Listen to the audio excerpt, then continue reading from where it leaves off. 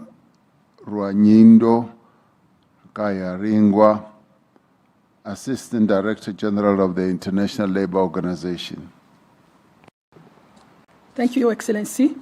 Excellency Cyril Ramaphosa, President of South Africa, Excellencies, distinguished delegates, the ILO commends G20 leaders for recognizing the significant threats that inequality, unemployment, underemployment, and informal employment pose to economic growth, development, and economic and social stability.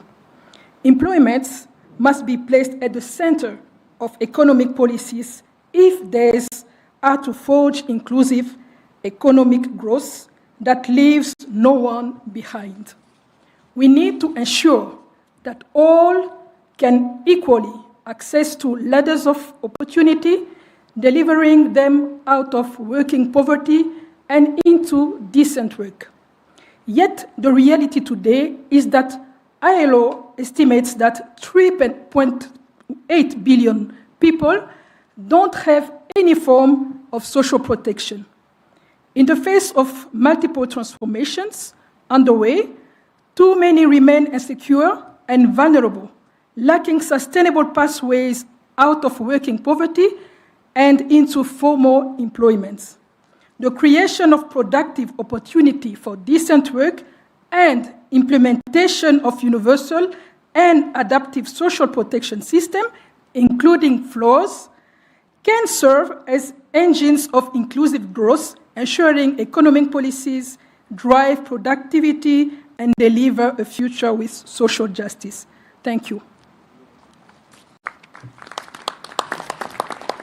Thank you very much. Last but one speaker is Her Excellency Ms. Ahuna 𝐟𝐨𝐫𝐿𝐿, Acting Administrator, UNDP.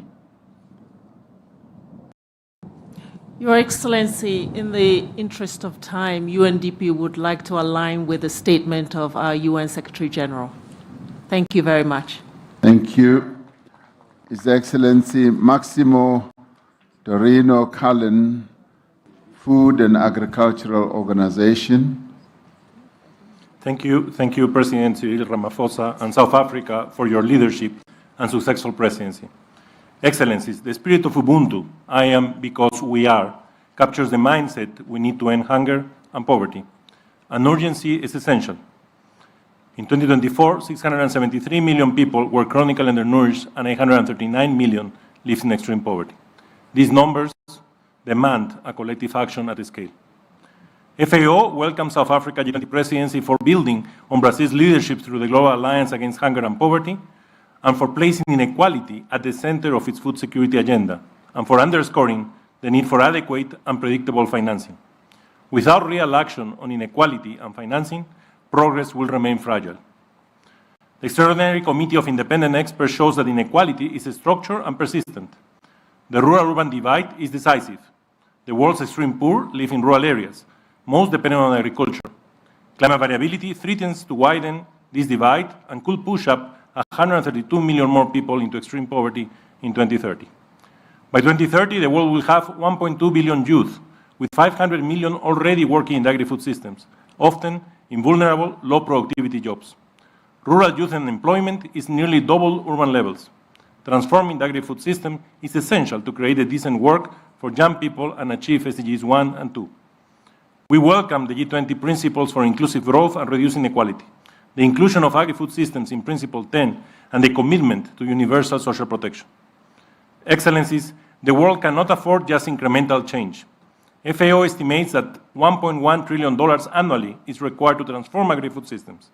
And this is achievable through greater efficiency, reduced duplication, and a stronger convergence of MDB support toward best practices and country needs. Through our hand-in-hand initiative, we channel investments where impact is greatest. The Compromiso de Sevilla is an important step towards mobilizing the scale required. Let us act, guided by Ubuntu, to build a more just, resilient, and food-secure world. Thank you very much. Thank you. That concludes the inputs or the interventions in session 1. We did, in terms of our program, include presentations very briefly of the 2 reports that many of you have already referred to, which is the report of the Africa Expert Panel and the report on inequality. We're going to ask the presenters to take no more than just 3 minutes each, just introducing those reports. The reports are quite substantial, and they will be read at leisure by members, states, and members of various organizations. This is just an opportunity for the reports to be formally introduced. I thereafter want to move on to session 2, which member states are now getting ready to make interventions in. Let me then call Mr. Joel Netshitenzhe to table the report on the Africa Expert Panel, and thereafter get the other report to be tabled. Thank you, Your Excellency. I was checking, you gave us 3 minutes, and so I'll be very, very brief. Firstly, to indicate that the Africa Expert Panel was set up by the South African Presidency in order to make a contribution to the finance stream with specific focus on Africa's conditions and interests. Its organizing framework is that the greatest opportunity for global prosperity in this century lies in African productivity and African progress. And it then argues that Africa is involved in the implementation of a variety of programs which are based on its visions and strategies. Vision 2063, Africa Mining Vision, Vision on Critical Minerals, and so on. So based on those visions and programs, Africa is engaged in its own activities to improve the conditions of life of Africa's people. And so it says to the G20 and to the global community, join Africa and partner it in realizing the objectives that it has set itself. In other words, the purpose of the report is not to ask for aid. It's not to ask for assistance. It's to make the fundamental point that Africa is involved in its own programs to improve the conditions of life of its people, and partnership with Africa will be in the interest of humanity.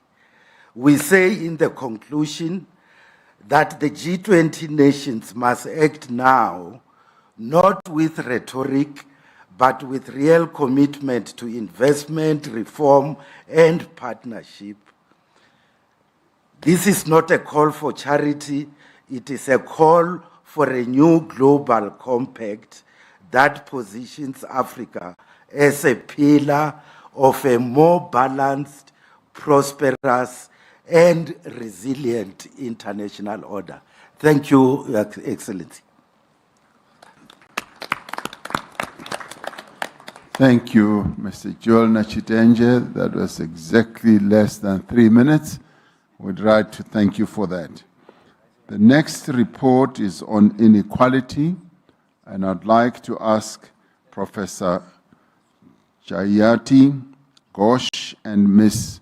Winnie Byanyima to present the report. And they also have 3 minutes.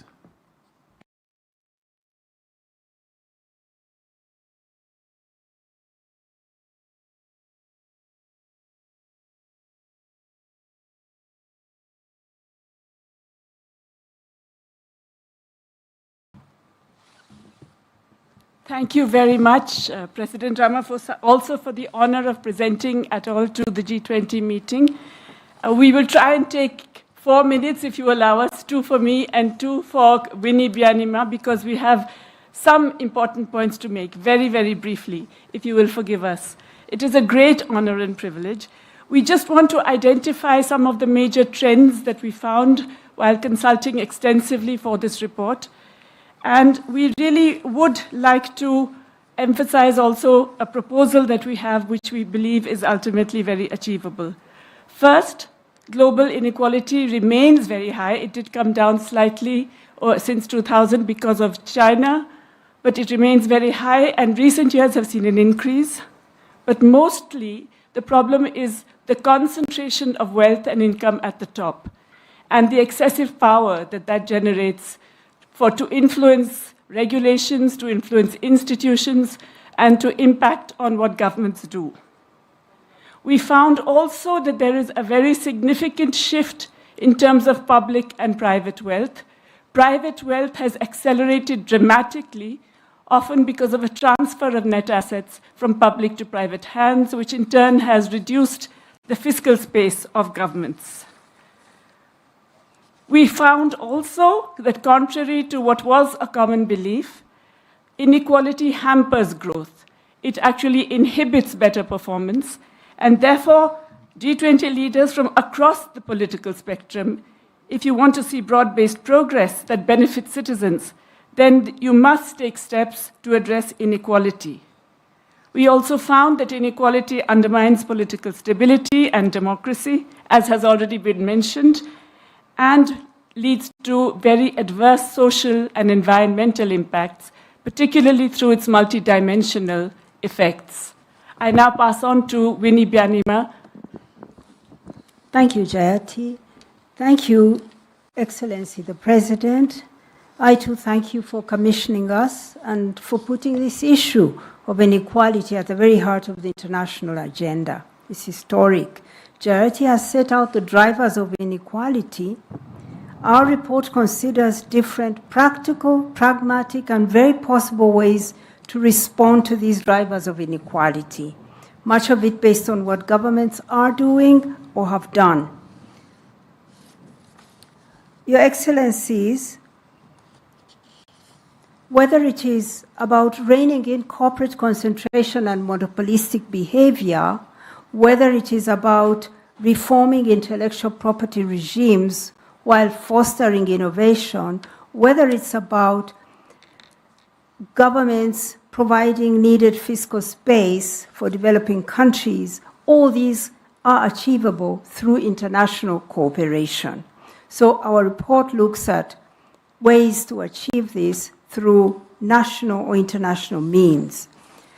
Our main recommendation, the primary recommendation of this report, is the creation of an international panel on inequality. We find that there is a lot of information out there. Knowledge has been collected, many data sets. However, we find the more we know, the less we know. And the more we know, the more we understand the need to have a platform where there is reliable, comprehensive knowledge for all to use. We envisage a globally balanced international body that would provide a technical service to synthesize and provide authoritative and independent assessments and analysis of inequality. It will be available to everyone, policymakers, private sector, civil society, trade unions, and the media. Our recommendation is inspired by the tremendous work of the IPCC, which has helped governments to address climate change, or also the approach of the new scientific panel on artificial intelligence. We do not envisage some big global institution, but a lean body bringing together a network of research institutions and individual scholars and experts. It should have authority and carefully guarded independence. Most of the work will largely be done by researchers contributing their time voluntarily. So far, we see that 700 economists and other experts across 70 countries, including Nobel laureates, have asked you, Your Excellencies, to support this initiative and have offered to contribute to its work. Over 30 former presidents and prime ministers have also endorsed the proposal. We're pleased to see governments supporting this new body. We are hopeful that many more governments will support it as a practical way to help your own policymakers to address inequality. It would be a game changer at the crossroads of academia, policy, and practice. Thank you, President Ramaphosa, for entrusting us with this important task. We hope that the distinguished leaders of the G20 sitting here in South Africa, the country that has experienced inequality like no other, will decide to take forward this vital new initiative. Thank you very much. Thank you very much, my two sisters, for presenting this report, and indeed thank you to Mr. 𝐬𝐿 These are the two reports that we spoke about when we started, and we thought that they should be deposited here, much as they have not really been formally discussed during the whole process of the G20. They are deposited here so that we may all internalize them, discuss them. They are reports that can be taken forward in a number of other forums. And we hope that having been introduced here, the G20, we will be able to interface with them in our various other organizations and as governments and organizations and see the best way of taking them forward. I do know, for instance, the suggestion has been made that the African Union, for instance, should take forward these reports, and I'm sure other organizations will do so as well. So thank you very much. These reports are important, and we thank you for presenting them.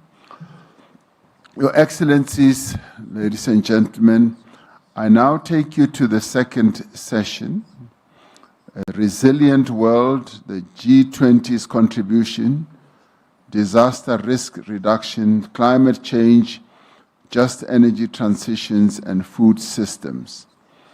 I will now allow inputs or interventions, and we had hoped that those who wish to make interventions on this topic should be able to do so, and those who feel that they would like to make interventions in the third session can forego whatever intervention they wish to make. I do have a list. We are working against time because the morning was rather important in terms of having the declaration adopted, but allowing those who were making interventions a little bit more time as they wanted to express themselves. Now we want to limit inputs to strictly the minutes that are set out, 4 minutes each, and thereafter we will go to 3 minutes each for invited countries. I will make my intervention later, and I would now like to ask President Lula da Silva, the President of the Federative Republic of Brazil, to make his intervention in this regard.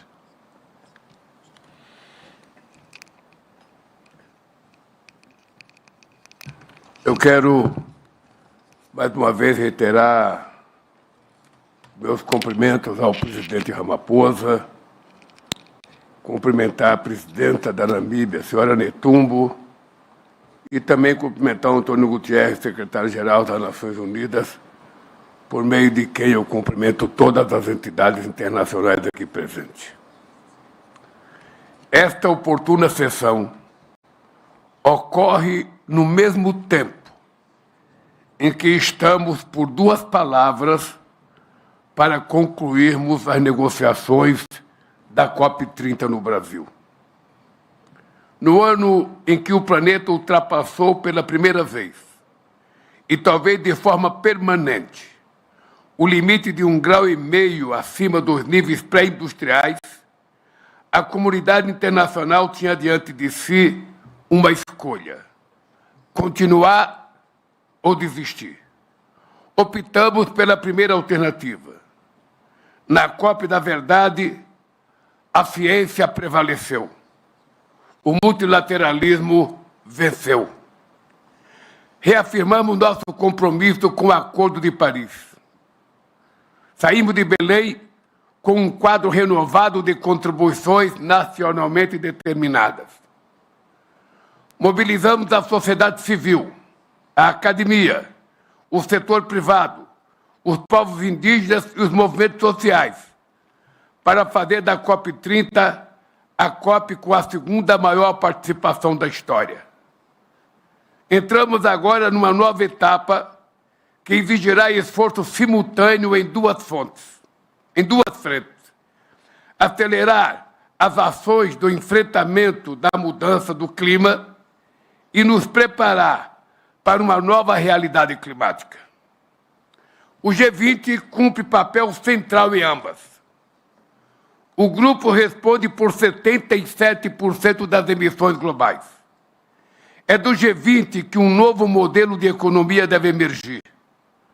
O grupo é um ator-chave na elaboração de um mapa do caminho para afastar o mundo dos combustíveis fósseis. A COP30 mostrou que o mundo precisa enfrentar esse debate. A semente dessa proposta foi plantada e irá frutificar, mais cedo ou mais tarde. A mudança do clima não é uma simples questão de política ambiental. É, sobretudo, um desafio de planejamento econômico. as prioridades estão invertidas. É inconcebível que não sejamos capazes de mobilizar 1,3 trilhão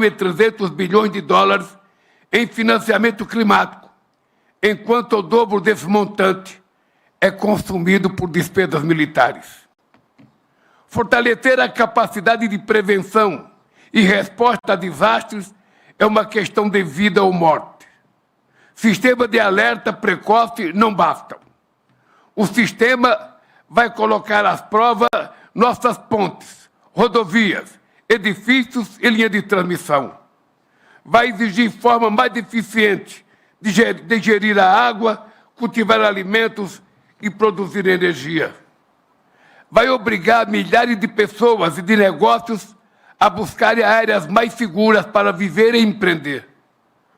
Os princípios voluntários para investir em redução de risco e de desastres, aprovados sob a liderança sul-africana do G20, enfatizam a necessidade de financiamento de longo prazo. Construir resiliência não é gasto, é investimento. Para cada dólar investido em adaptação, ganha-se $4 em prejuízos evitados e outros benefícios sociais e econômicos. Mas um mundo resiliente não se faz apenas com infraestrutura. Quando alguém é atingido por um evento extremo, são as políticas públicas do Estado que ajudam a se reerguer. Contudo, cerca da metade da população mundial não conta com proteção social. Quase 700 milhões de pessoas ainda sofrem com a fome. Vai contra nosso sentido mais elementar de justiça permitir que as maiores vítimas da crise climática sejam aquelas que menos contribuíram para causá-la. O Brasil lançou na COP30 a Declaração de Belém sobre fome, pobreza e ação climática, centrada nas pessoas. Nela, reforçamos 3 compromissos: fortalecer a proteção social, apoiar pequenos produtores e garantir alternativas de vida sustentáveis para comunidades que vivem nas florestas. O G20 pode proteger cadeias alimentares por meio de medidas como compras públicas e seguros rurais. Também pode remunerar quem preserva as florestas por meio do Fundo Florestas Tropicais para Sempre, lançado na COP30.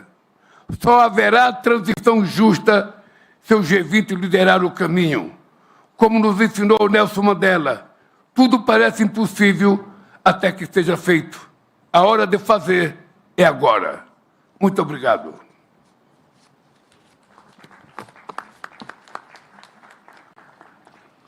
Thank you, President Lula. I'd now like to ask His Excellency President João Manuel Lourenço, the President of the Republic of Angola and the Chairperson of the African Union, to take the floor. Muito obrigado.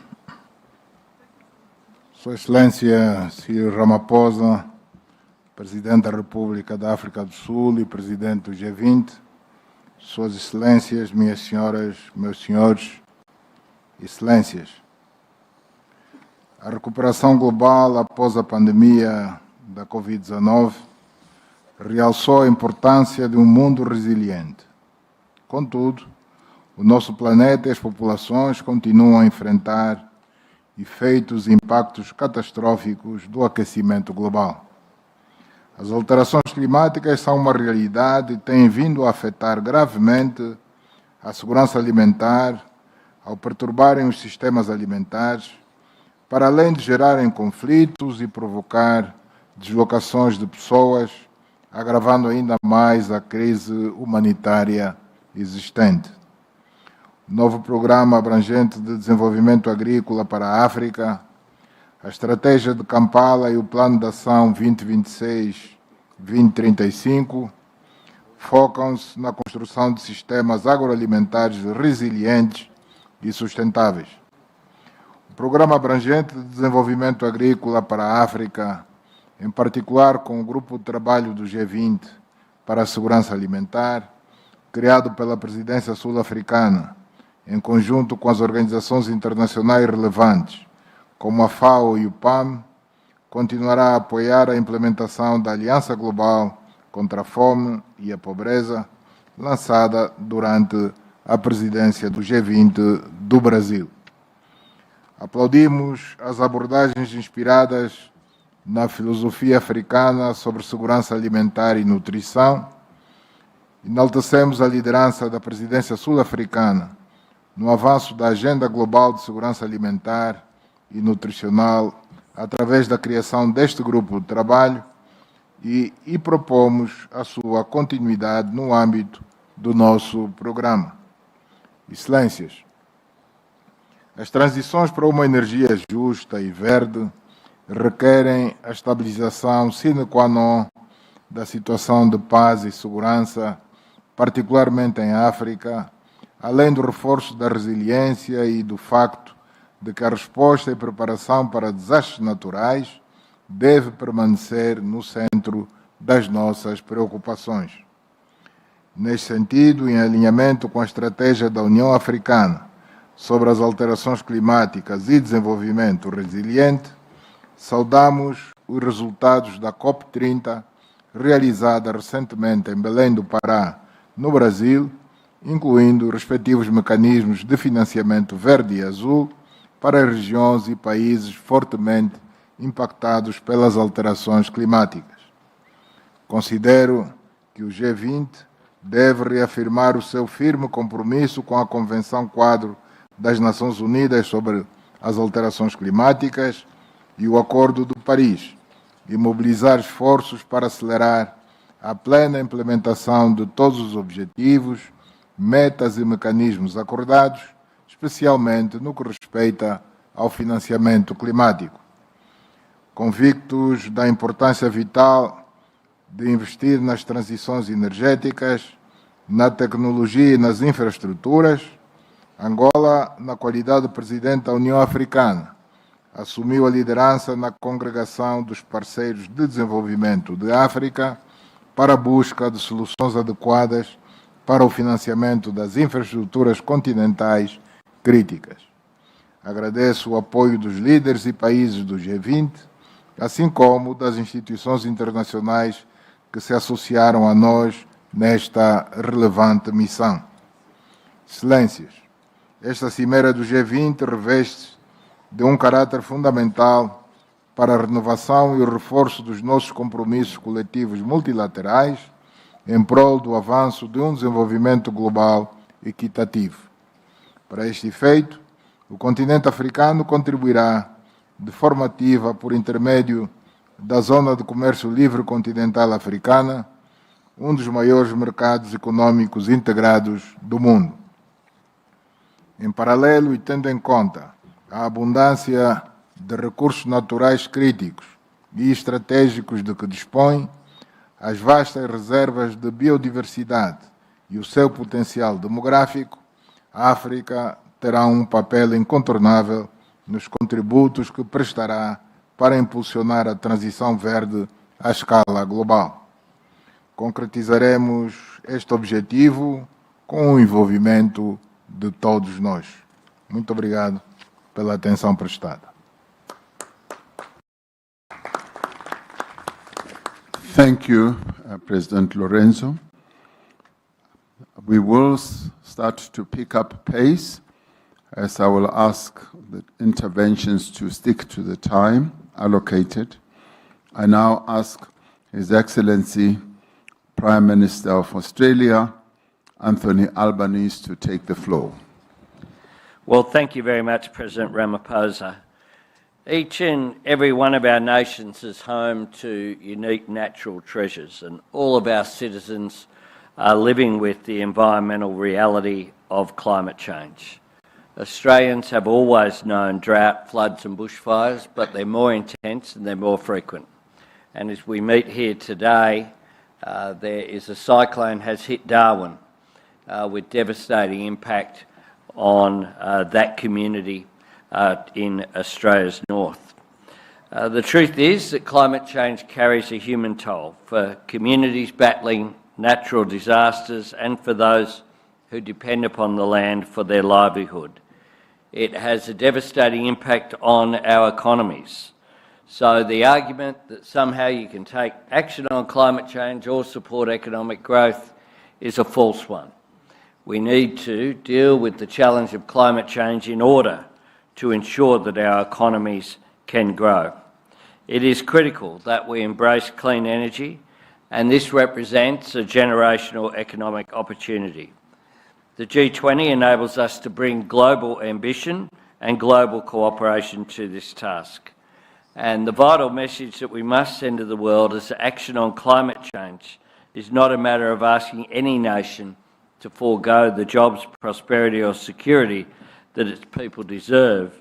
It's about working with every nation to power the next generation of economic growth while protecting the environment for generations to come.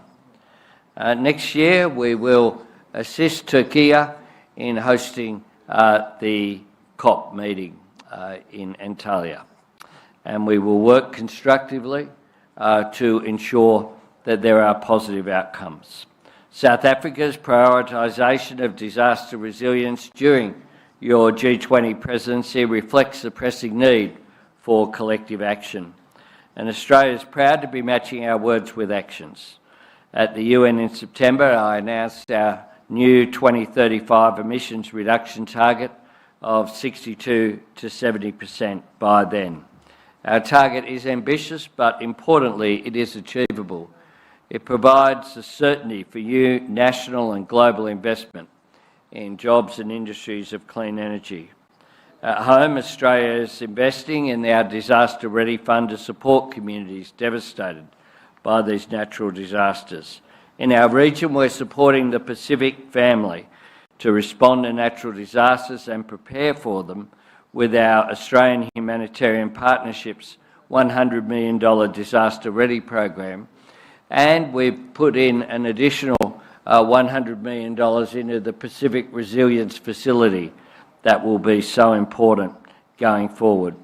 We're also investing in climate-smart agricultural practices. And here on the African continent, the Africa-Australia Partnership for Climate-Responsive Agriculture aims to guard against food shortages. Colleagues, none of our nations are immune from the environmental challenges of climate change. All of our citizens can benefit from the opportunities of clean energy. As a forum and as leaders, we have a responsibility to our children and grandchildren and the generations to come to make sure that we choose to do the right thing, not choose between protecting our environment or securing our prosperity. We can do both, and indeed we must do both, because each depends on the other.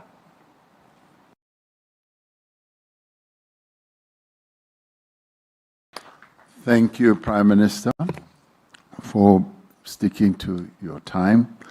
I now want to ask His Excellency, Prime Minister of Canada, Dr. Mark Joseph Carney, to take the floor. Thank you, Chair. I will try to follow the Australian example. Let me start. This session is on resilience, and I want to join others who pointed out in the first session the fragility of armed conflict, condemning the Russia's illegal, unjustified, and barbaric invasion of Ukraine, the appalling conflict in Sudan, and our support for all efforts that can lead to just and lasting peace. Now let me speak to climate change. It's been over a decade that we've realized that past is not prologue with respect to climate change. In other words, the tail risks of yesterday become the central scenarios of today. Tipping points are now being realized, and I want to give an example. 2 years ago, the forest fires in Canada alone made Canada the 4th largest emitter of carbon in the world. We have the example of the Darwin cyclone. This year, forest fire damage forests bigger than Sierra Leone, to give orders of magnitude. So we need action on all levels: mitigation, adaptation, and resilience. International collaboration is crucial. I want to thank our hosts, South Africa, Mexico, and others who send firefighters to Canada to help fight the fires. Coordination through early warning systems. The wildfire satellite system that we're putting in place as part of the G7 Global Public Good the work of the G20 in disaster risk reduction. Nature-based solutions. We're working towards our 30-30 commitment under the Montreal Kunming Protocol. I want to support the tropical forest financing facility of Brazil's 𝐃𝐨𝐧'𝐭, as well as the broader effort, and congratulate them on that. In terms of our own mitigation, I'll just frame it as follows. We view addressing climate change as a moral duty, but also a commercial imperative, as Prime Minister Albanese just intimated. So our strategy on reducing emissions is a climate competitiveness strategy because it will make our businesses stronger. I referenced in my earlier comments blended finance. I'll just reinforce those, the importance of those efforts, including through the World Bank and beyond. But I want to highlight a few other issues before my time is up. First, the importance of high-integrity, standardized carbon markets that have the potential to shift capital flows to those most affected by climate change, including being integrated with JETPs, such as the JETP here, changing the incentives and the financial calculations to decarbonize. I'd suggest that we can catalyze enormous private sector demand for these credits by committing AI data center development to be carbon neutral. We need a price on carbon. I salute my neighbor, the European Union, in pricing carbon and putting in place a CBAM. I'm going to conclude by drawing attention to the situation of one of the members around this table, and I hope Prime Minister Holness of Jamaica will allow me. The economic cost of Hurricane Melissa is about 40% of Jamaica's GDP. Now, through remarkable discipline, Jamaica had reduced their debt to GDP by over 50 percentage points in recent years. That is all gone with the explosive hurricane. This demonstrates the importance of investing in resilience in advance, the importance of catastrophic risk insurance, and the reality of what climate change is doing to our countries. I salute the ambition of the G20 presidency, Turkey for hosting COP alongside Australia next year. Thank you, Chair. Thank you very much. Thank you very much. The challenge that Jamaica faced is a really sad story, and putting the figures that you have, Prime Minister Carney, just makes the case much more a devastating one. Your Excellencies, I am receiving requests for countries who want to forgo their right to speak. That is very welcome because that shortens our list so that we can finish in time to go and have the time to have the dinner that has been prepared. So if any country is moved to follow the same example as the United Kingdom and the Kingdom of Saudi Arabia, who have forgone their right to speak, please do indicate so that we do not have to call you up. My next speaker who will be making an intervention is His Excellency, the Premier of the People's Republic of China, His Excellency Li Qiang. Please take the floor.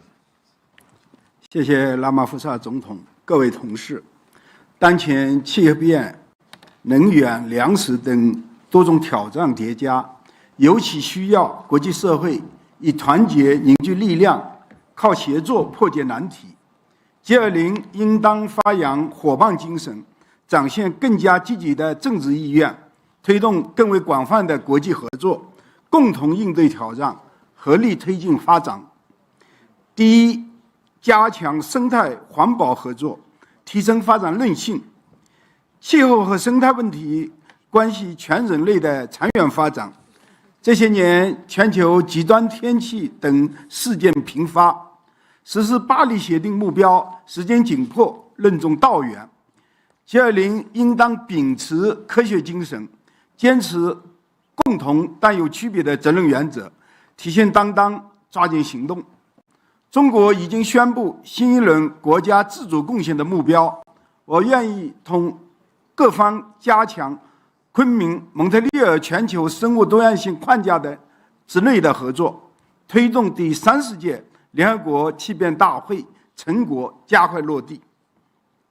第二，加强绿色能源合作，推进公正转型，太阳能、风能等新能源天然具有普惠公平的特点，推动能源体系绿色转型，不仅为人类发展提供强劲动能，也将更好地保障各国平等发展的权利。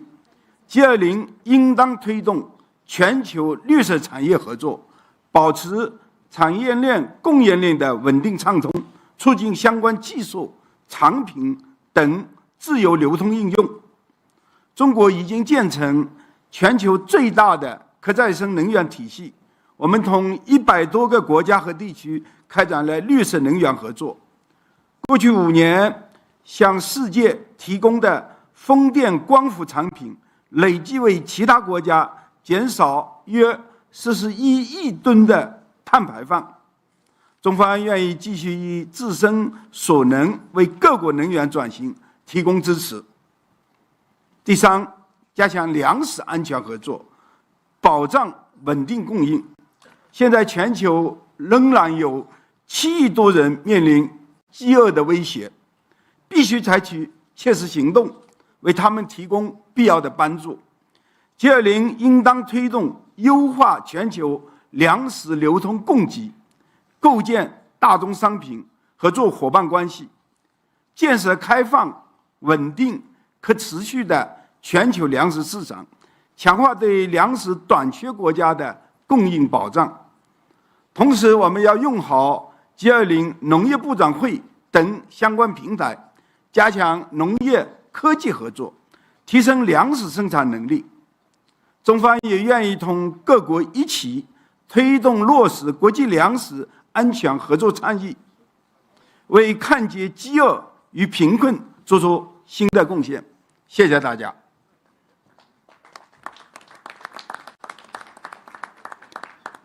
Thank you, Premier Lee. I now ask His Excellency Antonio da Costa, the President of the European Council, to take the floor. Thank you, Mr. President. Natural and man-made disasters are happening more and more often. They are increasing in intensity and having devastating consequences worldwide. The threat to our communities, our environment, and our prosperity is very real. Take the case of wildfires. In 2025 alone, the equivalent of 1/3 of land size of Argentina has burned down. The European Union strongly supports the approach, priorities, and efforts of the South African Presidency of G20 on disaster risk reduction, the ex-post approach. But in this session, I choose to talk about root causes. Yes, climate change is real, and together with biodiversity loss and pollution, it can still be stopped. Despite progress, global pledges to cut emissions are not sufficient to limit the rise of temperatures to 1.5 degrees warming. The European Union is a global leader in this effort, and we are staying the course, fully committed to the Paris Agreement. A couple of weeks ago, we committed to an ambitious intermediate goal of reducing emissions by 90% by 2040. The European Union will remain a trusted partner in supporting the countries most exposed to climate change. Last year, the European Union provided 31.7 billion euros from public sources, and we mobilized 11 billion euros of private finance to support developing countries to reduce emissions and adapt to the impacts of climate change. As Union of Values, we will continue to support this agenda. But we cannot do this alone. And we invite all G20 members to join us in taking bold collective action to secure a sustainable future for all. Thank you, thank you. I now ask Her Excellency Dr. Ursula von der Leyen, President of the European Commission, to take the floor. Thank you very much, dear Cyril. This time I want to speak about the same topic like my friend Antonio Costa, climate change, but here focus on energy transitions. And it is a message of hope and opportunity that I want to bring to this G20 summit. It's a message about clean energy technologies and clean energy transitions. Not only do they meet our urgent need to tackle climate change, they do much more than that. Clean energy transitions are cost competitive as never before. They create jobs at home. They open new ways to bring modern energy to the many million that remain without access. And they are a natural fit for many developing economies. The International Energy Agency says that 80% of energy consumption growth over the next decade occurs in regions with high-quality solar resources. And it's not only about solar. There are huge opportunities in Africa and beyond for other technologies, for wind, for geothermal, for hydropower, for new low-emission fuels, and of course for the investments in grids, storage, and other infrastructure that tie the energy system together. So this can be the growth story of the 21st century. And therefore, I would like to assure you of two things. First, I want to assure you of Europe's commitment to lead by example. We are firmly on track to meet our own 2030 target. We have an ambitious NDC for 2035, and we have the goal to be climate neutral by 2050, so Europe is staying the course. Second, I want to assure you of Europe's commitment to partner with developing economies, to mobilize investments in clean energy around the world. And here let me give you 4 figures that are telling. Of the 2 trillion invested globally in clean energy last year, only 2% was in Africa, while Africa has 600 million people who have no access to electricity, and it is the continent with 60% of the world's best solar potential. So this cannot be. We must change this imbalance. And that is at the core of Europe's Global Gateway initiative. These are 150 billion euros investment program for Africa, of which 25% goes into grids and into interconnectors. And that is also why, together with South African President Cyril Ramaphosa, my friend, we launched the campaign called Scaling Up Renewables for Africa. Yesterday we had a big pledging event. We're working with governments and the private sector, and thank you to many, many of you around the table who contributed to the pledging event. We reached 15.5 billion euros pledges for investment in renewables in Africa. A big success, and many thanks again for that. Thank you. Thank you for passing on that message, Ursula. I now would like to call upon His Excellency President Emmanuel Macron, the President of the French Republic. So it's only me, Mr. President. I'm the Finance Minister. I'm going to give the introduction in the name of President Macron, who just is at a meeting now. Thank you. Je remercie l'Afrique du Sud d'avoir mis à l'agenda la question de la résilience de ce monde que nous avons en commun. Nous avons ce matin parlé de nos économies, mais nous ne devons pas oublier nos biens communs. Les défis et les dangers qui menacent notre planète ne peuvent être traités que collectivement, ensemble. Les effets du changement climatique, la dégradation de l'environnement, les pollutions, la perte de biodiversité, la multiplication des catastrophes climatiques et l'impact de ces facteurs sur les systèmes alimentaires sont interconnectés avec des conséquences claires sur nos économies et nos sociétés quand le développement et la croissance sont des facteurs de paix. Nous avons tous à perdre à choisir l'affrontement ou le repli sur soi plutôt que la coopération. Refuser de s'attaquer au changement climatique, de bâtir un monde capable de résister aux catastrophes naturelles, de travailler à des systèmes alimentaires performants ou de coopérer en matière de santé, c'est nous fragiliser collectivement. Je me félicite donc de l'adoption par nos ministres de principes de haut niveau sur le financement de la réduction des risques de catastrophes qui soulignent notre volonté commune d'agir plus tôt et de reconstruire de manière plus durable.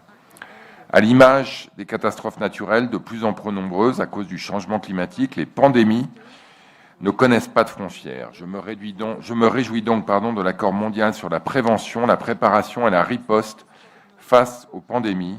Cette adoption représente une victoire claire pour le multilatéralisme. C'est une avancée majeure pour notre sécurité sanitaire qui consacre pour la première fois dans le droit international l'approche une seule santé, One Health. Cette approche, elle doit être notre boussole pour promouvoir l'inclusion systématique des enjeux de santé animale et de santé de nos écosystèmes pour élaborer des politiques publiques vertueuses. L'engagement de la France se traduit par le One Health Summit que nous accueillerons à Lyon le 7 avril prochain. Ce sommet doit parvenir à des engagements ambitieux, des solutions innovantes et des initiatives concrètes pour répondre de façon durable aux problèmes prioritaires touchant la santé quotidienne de nos populations. La santé ne peut en effet plus se penser sans la sécurité alimentaire, ni une alimentation saine, car l'obésité est en train de devenir une pandémie. Rien n'est possible sans accès à l'alimentation, ni l'éducation, essentielle pour une croissance économique durable, ni la paix, ni même le progrès démocratique. C'est la raison pour laquelle nous restons pleinement engagés, à l'instar de notre coprésidence de la Coalition pour l'alimentation scolaire, du Programme alimentaire mondial et de l'accueil du sommet Nutrition for Growth, qui a confirmé la forte mobilisation politique sur ces enjeux avec des engagements financiers à hauteur de 30 milliards de dollars. Et c'est pour ça également que cette question sera au cœur du sommet Africa Forward, organisé par notre partenaire kényan en mai 2026 à Nairobi. Cher Président Ramaphosa, chers collègues, la France continuera à porter ce multilatéralisme. First of all, for putting resilience on the top of our agenda. 2025 has tested our resilience and global stability. There is war and conflict, and communities have been tested by the increasing impact of climate change. Wildfires and floods destroying homes in many of our countries. And heat waves threaten our health, food and water supplies, and energy security.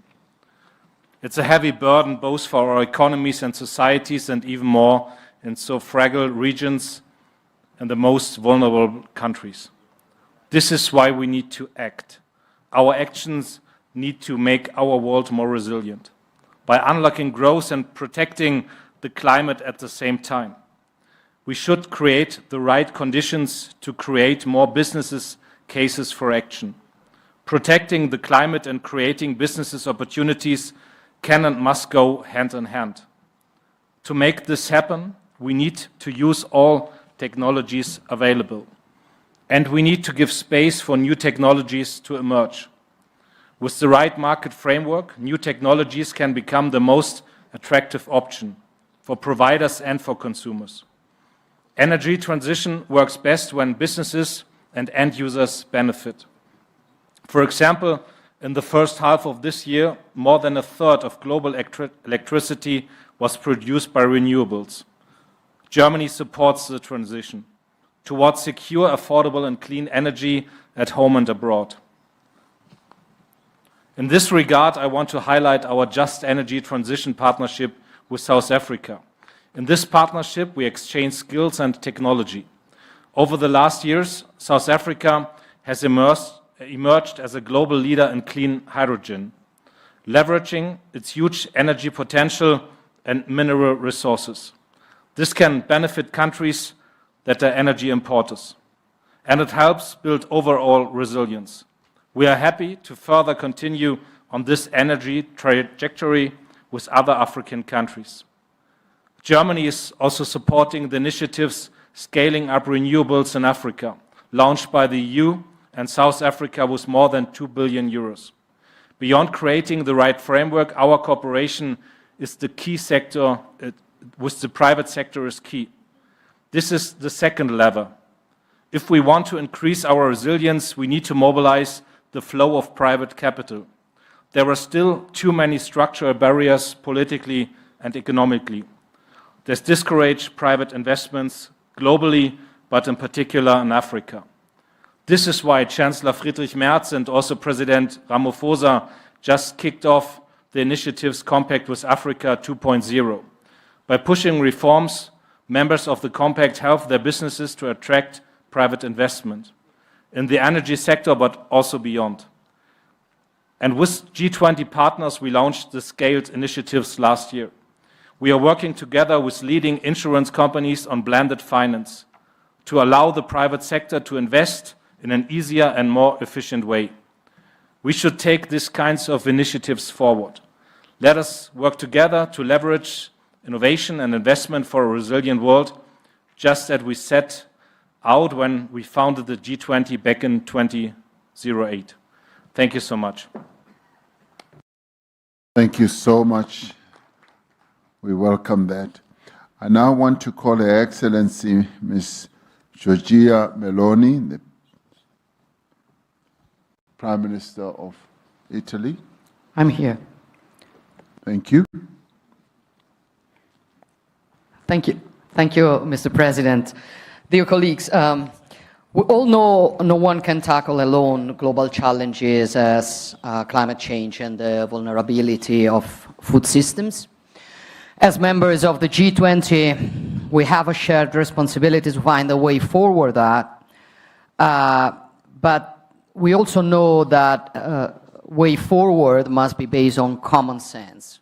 In my opinion, we must abandon once and for all the ideological dogmatism that is causing more harm than good. In Europe, for example, choices have been made in the past that have brought entire productive sector to their knees without producing any real benefit in terms of global emissions. And in Africa, dogmatic approaches imposed by foreign partners that do not take into account the specificities of African nations paradoxically risk reinforcing all patterns of dependency. This is a losing strategy. So a pragmatic balance must be found between the need to limit emissions and the risk of compromising the most advanced productive systems and preventing the weaker ones from establishing themselves. In our opinion, the challenge is to affirm the principle of technological neutrality, because there is no single solution capable of quickly building a solid alternative to fossil fuel supplies, but also because this spurs research, innovation, and virtuous competition. The energy mix must be balanced and must combine all available technologies: renewable gas, hydrogen, biofuels, CO2 capture systems, as well as research into nuclear fusion, which would change history by producing clean, safe, and unlimited energy. This is the approach that inspires Italy and to which we contribute with industrial expertise, technological capabilities, new financial instruments, and cooperation with other nations. For example, we've launched investments in Africa worth a total of almost 2.5 billion euros, financing projects ranging from the construction of large renewable energy plants to innovative solutions for production and storage.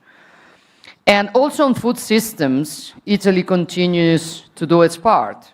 We co-organized the last United Nations Summit on Food Systems with Ethiopia. We are making our agri-food know-how available to our African partners, and we are building public-private partnerships with them that guarantee concrete results. We are successfully working on this, for example, in Algeria, where we are working together to reclaim over 36,000 hectares of desert to produce up to 45,000 tons more cereals and legumes per year, generating benefits for over 600,000 people.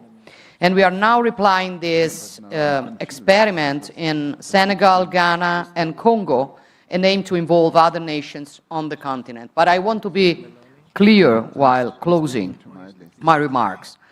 Our goal is not to create dependency. Our goal is to support self-sufficiency, because we believe in dignity of people, we believe in the freedom of nations, and we believe in the strength of genuine partnerships. Thank you, Mr. President. Thank you so much, my sister, Giorgia Meloni. I now ask His Excellency, President of the Republic of Korea, Mr. Lee Jae-myung, to take the floor.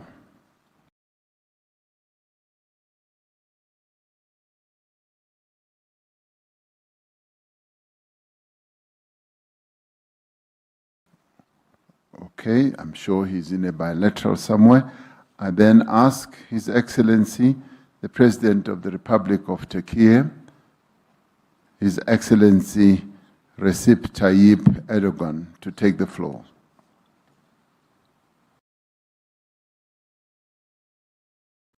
There are lots of bilaterals taking place at this time, and now I move on to His Excellency, the Prime Minister of the Republic of India, His Excellency Narendra Modi. Excellency Erdogan is there. My apologies. We'll get... Saygıdeğer devlet ve hükümet başkanları, kıymetli delegeler, sabahki oturumumuzda ifade olunduğu üzere doğal salgınlar, iklim değişikliği ve afetler gibi yeni sınamalarla karşı karşıya kalıyoruz.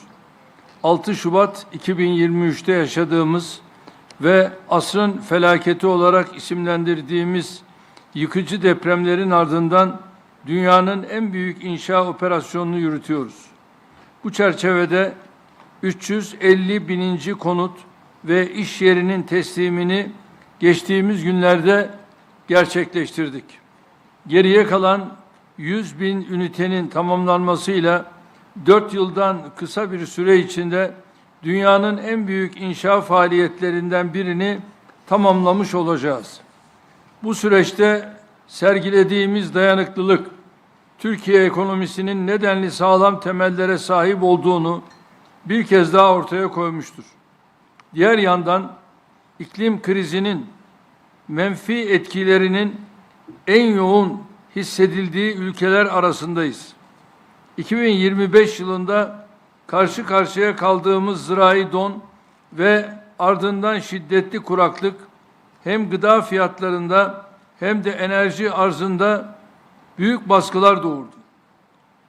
Yaşadığımız her acı tecrübe iklim değişikliğiyle mücadeleye, sürdürülebilir kalkınmaya, gıda, su güvenliğini güçlendirmeye önem vermemiz gerektiğini gösteriyor. Geçtiğimiz aylarda kabul edilen iklim kanunumuz 2053 yılında net sıfır emisyona ulaşma ve yeşil kalkınma hedefimizi gerçekleştirme noktasında önemli bir dönüm noktasını teşkil ediyor.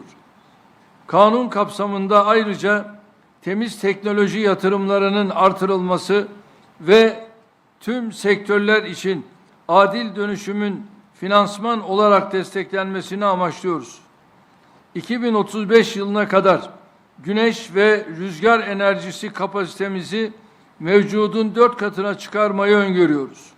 Şimdiden bu yıl itibariyle toplam kurulu güç içerisinde yenilenebilir enerjinin payını %60'ın üzerine çıkarmış durumdayız. Ayrıca Birleşmiş Milletler'in desteğiyle küresel bir çevre hareketine dönen sıfır atık projesiyle birlikte çevresel konularda çalışmalarımızı güçlendiriyoruz. Bu düşüncelerle Birleşmiş Milletler İklim Değişikliği Çerçeve Sözleşmesi 31. Taraflar Konferansı'nı önümüzdeki sene Kasım ayında Türkiye'de düzenlemeyi planlıyoruz. Son dönemde çok taraflılığın kaybettiği zemin dikkate alındığında bu hususta Avustralya ile sağladığımız mutabakatı çok daha anlamlı buluyorum. Ayrıca Güney Afrika Dönem Başkanlığı'nın gıda güvenliği konusundaki çalışmalarını takdirle karşılıyoruz.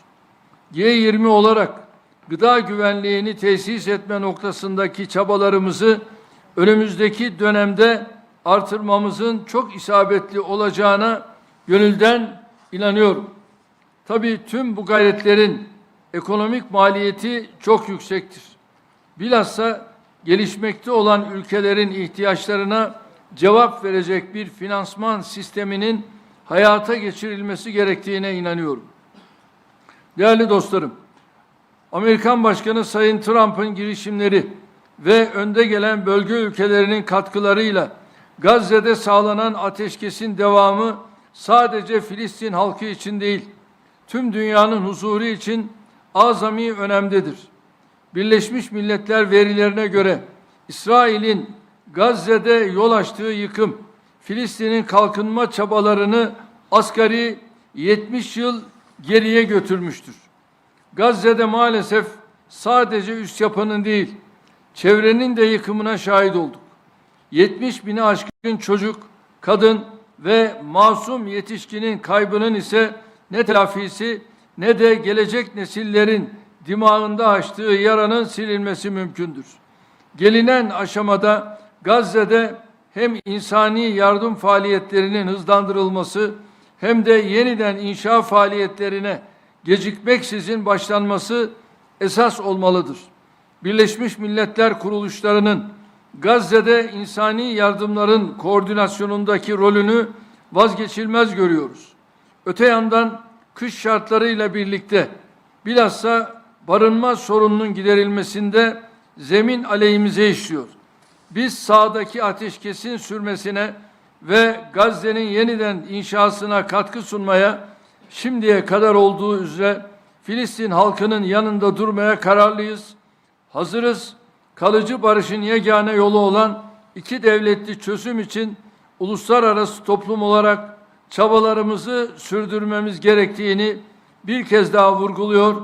Bu düşüncelerle sizleri saygıyla selamlıyorum. Thank you. Thank you, President Erdogan. My apologies for ignoring you the first time. Now I ask the Prime Minister of the Republic of India, His Excellency Mr. Narendra Modi.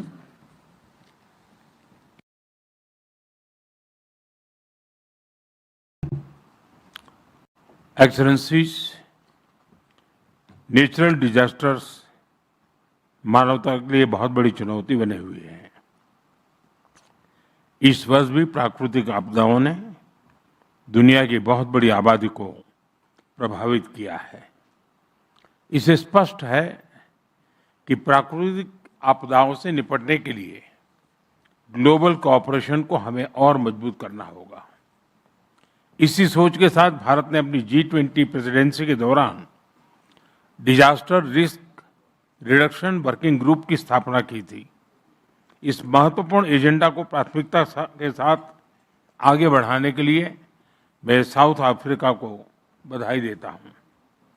Friend, disaster resilience को लेकर हमारी approach response centric से भी आगे development centric होनी चाहिए। कोalition for disaster resilient infrastructure की स्थापना के पीछे भारत की यही सोच थी। G20 देश CDRI के साथ मिलकर फाइनेंस, टेक्नोलॉजी और स्किल डेवलपमेंट को मोबिलाइज कर सकते हैं। ये एक रेजिलिएंट फ्यूचर की गारंटी बन सकता है। फ्रेंड्स, भारत का ये भी मानना है कि स्पेस टेक्नोलॉजी से पूरी मानवता को लाभ हो, इसलिए Bharat G20 open satellite data partnership का सुझाव सामने रख रहा है। इससे G20 देशों के स्पेस एजेंसियों का सैटेलाइट डेटा और एनालिसिस ग्लोबल साउथ के देशों के लिए अधिक सुलभ, इंटरऑपरेबल और उपयोगी बनाया जा सकता है। फ्रेंड्स, ग्लोबल ग्रोथ के लिए सस्टेनेबिलिटी और क्लीन एनर्जी जरूरी है। ये सुनिश्चित करने के लिए क्रिटिकल मिनरल्स का बहुत बड़ा रोल है। ये मानवता की साझी संपदा है। इसलिए Bharat G20 critical minerals circulatory initiative का प्रस्ताव रखता है। इसके तहत रिसाइकलिंग, अर्बन माइनिंग और सेकेंड लाइफ बैटरी जैसे इनोवेशन को बढ़ावा दिया जा सकता है। सर्कुलेटरी में इन्वेस्टमेंट होगी तो प्राइमरी माइनिंग पर निर्भरता कम रहेगी। इससे सप्लाई चेन पर भी दबाव कम होगा और नेचर के लिए भी ये अच्छा रहेगा। ये initiative joint research technology standards और ग्लोबल साउथ के पायलट रिसाइकलिंग फैसिलिटीज को सपोर्ट कर सकता है। फ्रेंड्स, नई दिल्ली G20 समिट के दौरान हमने संकल्प लिया था कि 2030 तक रिन्यूएबल एनर्जी को 3 गुना और एनर्जी एफिशिएंसी रेट को 2 गुना करेंगे। इस लक्ष्य को हासिल करने के लिए विकसित देशों को अफोर्डेबल क्लाइमेट फाइनेंस और टेक्नोलॉजी उपलब्ध कराने के लिए अपने कमिटमेंट्स को टाइम बाउंड तरीके से पूरा करना होगा। फ्रेंड्स, क्लाइमेट चेंज और अन्य चुनौतियों के कारण हमारे एग्रीकल्चर सेक्टर और फूड सिक्योरिटी पर खतरा और गंभीर होता जा रहा है। कई देशों में किसानों के लिए फर्टिलाइजर्स, टेक्नोलॉजी, क्रेडिट, इंश्योरेंस और मार्केट एक्सेस की चुनौती बढ़ती जा रही है। भारत अपने स्तर पर इन चुनौतियों से निपटने का प्रयास कर रहा है। भारत में हम विश्व का सबसे बड़ा फूड सिक्योरिटी और न्यूट्रिशन सपोर्ट प्रोग्राम चला रहे हैं। विश्व का सबसे बड़ा हेल्थ इंश्योरेंस प्रोग्राम और सबसे बड़ी फसल बीमा योजना भी भारत चला रहा है। हम श्री अन्न यानी मिलेट्स पर बल दे रहे हैं, जो पोषण और पर्यावरण दोनों के लिए सुपर फूड है। दिल्ली G20 के दौरान इन सभी विषयों पर हमने डेक्कन प्रिंसिपल्स पर सहमति बनाई थी। अब हमें इन प्रिंसिपल्स पर आगे बढ़ते हुए एक G20 रोड मैप बनाना चाहिए। Friends, resilience can not build in silos. G20 को ऐसी कॉम्प्रिहेंसिव स्ट्रेटेजी को बढ़ावा देना चाहिए जो nutrition, public health, sustainable agriculture और डिजास्टर प्रिपेयर्डनेस को जोड़कर एक मजबूत वैश्विक सुरक्षा बनाए। बहुत बहुत धन्यवाद।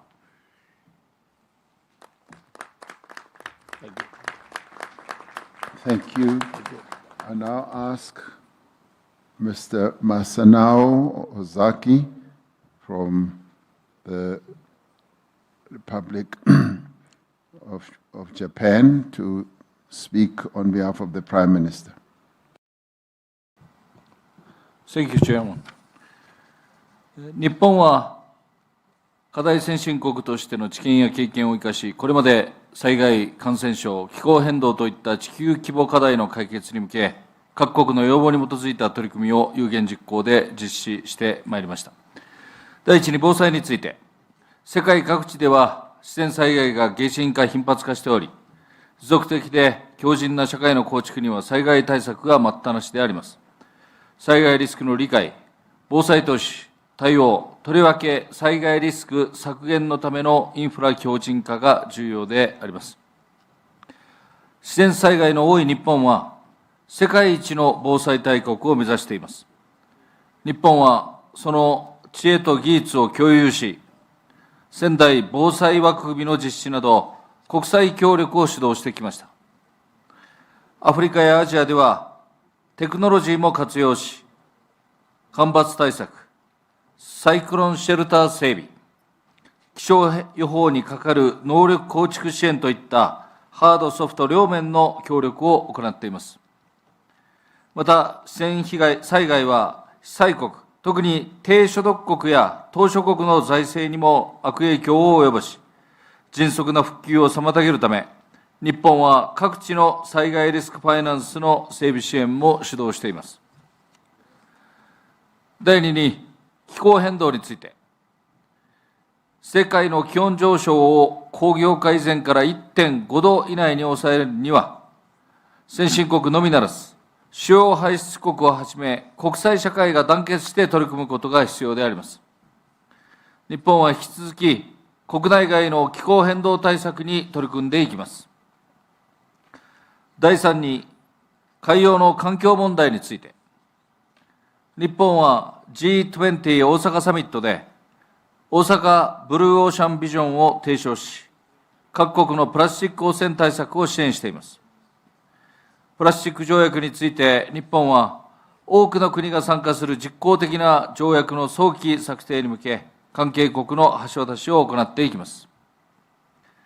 第4に国際保険について、ワクチン支援を含む新型コロナ対応は G20 等の効果的な協力の代表例であります。国際保険は国際社会全体の経済、社会、安全保障上の重要な課題であり、日本はユニバーサルヘルスカバレッジの達成に向け、来月には 𝐬𝐻ハイレベルフォーラムを東京で開催し、世界銀行、WHO のナレッジハブでの人材育成を含め、国際保険を力強く推進します。第5に、エネルギー移行について、安価で安定的なエネルギー供給やエネルギー安全保障の確保は極めて重要です。日本はアジアゼロエミッション共同体、𝐬𝐫𝐶 など、脱炭素化、経済成長、エネルギー安全保障を同時に実現し、多様な道筋の下でネットゼロを目指す取り組みを力強く推進していきます。最後に食料安全保障について、強靭で持続可能な農業、食料システムを構築するために、日本は各地域の実情に応じた生産力の強化に向けた支援を行ってまいります。日本は引き続き、各国と知見と経験を共有し、相手国の主体性を尊重した実用的な支援を行ってまいります。ご清聴ありがとうございました。Thank you. Thank you. I'd now like to call His Excellency Mr.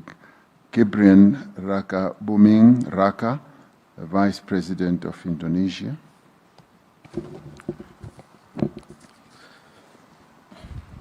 Your Excellency, President Ramaphosa, Excellencies, leaders of G20 countries, in many parts of the world, crises are intensifying. Global solidarity and decisive leadership are needed to address them. Indonesia commands South Africa's leadership in advancing energy, water, and food security. For Indonesia, food security is not just an economic agenda, but a fundamental necessity for our people. For that reason, the President of Indonesia is focusing on the food security and free nutritious meals for 80 million students and pregnant women as strategic investment. That promotes the use of local products, empowering farmers and livestock breeders, while expanding economic activity in many areas. On the other hand, as an island nation located in the Pacific Ring of Fire, Indonesia faces more than 3,000 disasters every year, from earthquakes, floods, to volcanic eruption. For Indonesia, resilience is not a slogan, it is a daily reality. Drawing from these experiences, Indonesia promotes the concept of sustainable resilience, a framework in which human development, economic growth, and environmental protection can advance in harmony. Excellencies, today's disasters are not only natural, many are the results of human action. We see this in Gaza, Ukraine, Sudan, and the Sahel, and many other regions, where conflicts reduce homes to rubble, deprive people of hopes and livelihood. These tragedies remind us to put humanity at the heart of global governance. The world must not allow and normalize preventable human suffering from becoming the new normal. As a forum representing 85% of the world's GDP, the G20 carries a moral duty to lead by example, ensuring that growth and resilience become two sides of the same coin, driving hope, prosperity, and justice for all. Thank you. Thank you. Thank you very much. I now want to call the President of the Republic of Korea, Mr. 𝐬𝐮𝐬𝐫𝐿. 네, 의장님 감사합니다. 근본 세션의 주제는 각각 다른 주제 같지만 상호 연결된 하나의 체계적 위험 요인입니다. 유엔 재해위험 경감국이 지적하는 것처럼 여러 분야에서 연쇄적으로 나타나는 복합 위기입니다.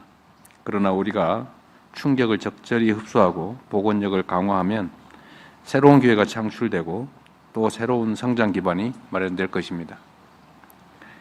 이를 위해서 먼저 국제사회는 기후위기 대응 노력을 지속해서 강화해야 합니다.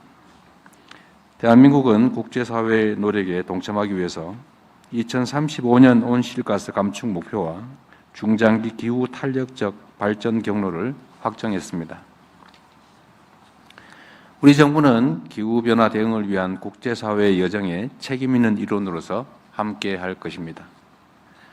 둘째로, 재난위험 대응은 예방 중심, 복원력 중심으로 재편되어야 합니다.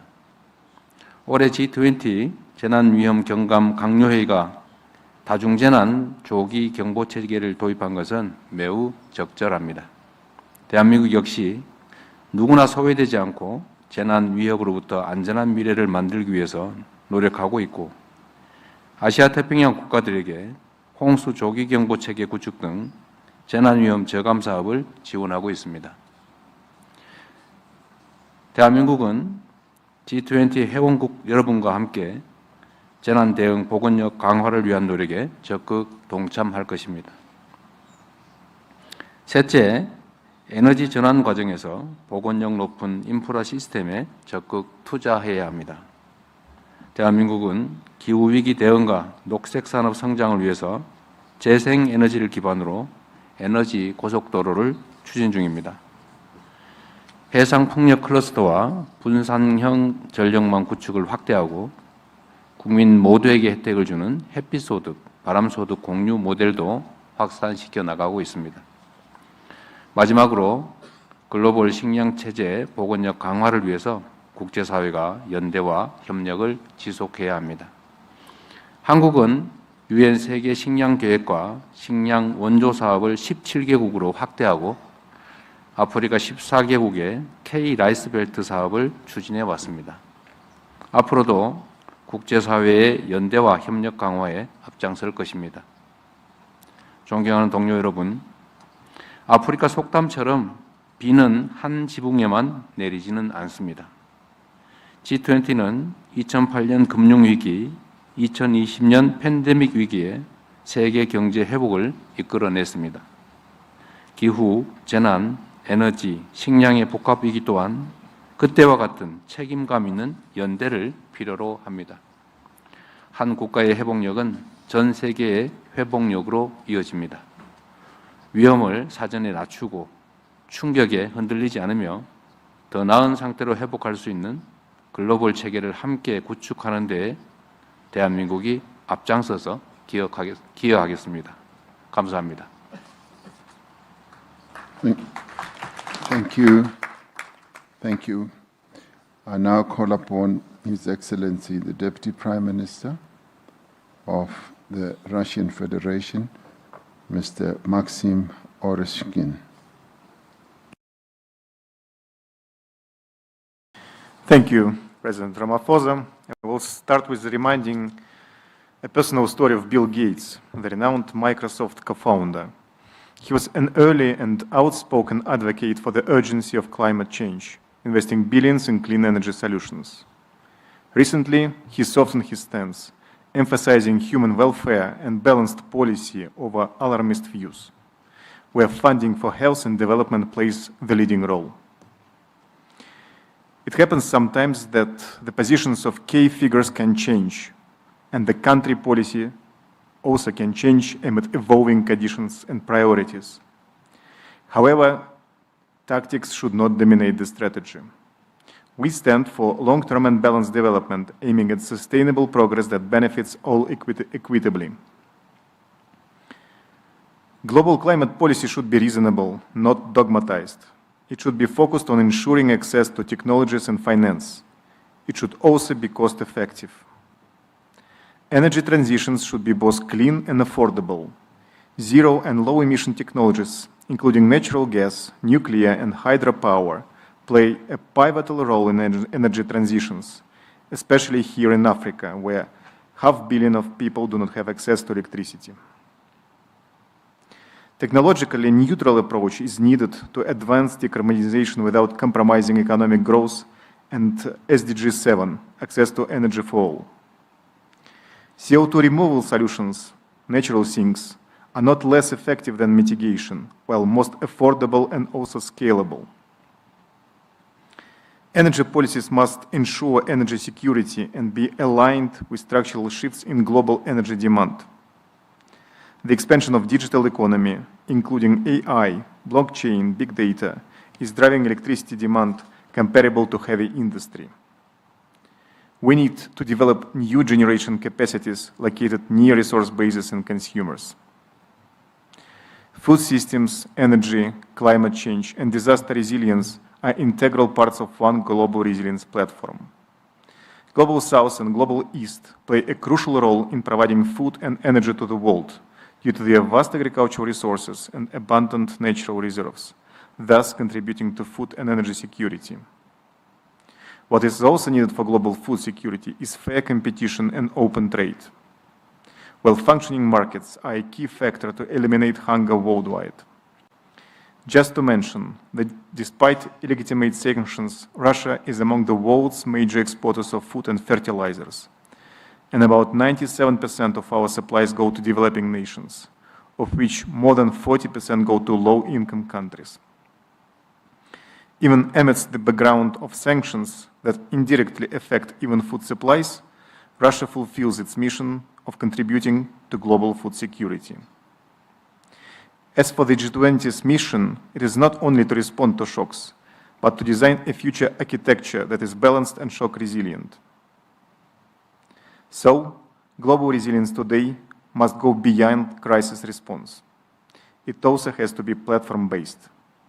Climate change, disaster risk reduction, and energy transitions are intertwined and should be addressed collectively. Thank you. Thank you. Thank you. Thank you indeed. I now wish to call upon Minister of Foreign Affairs of Argentina, Pablo Quirno Magrain.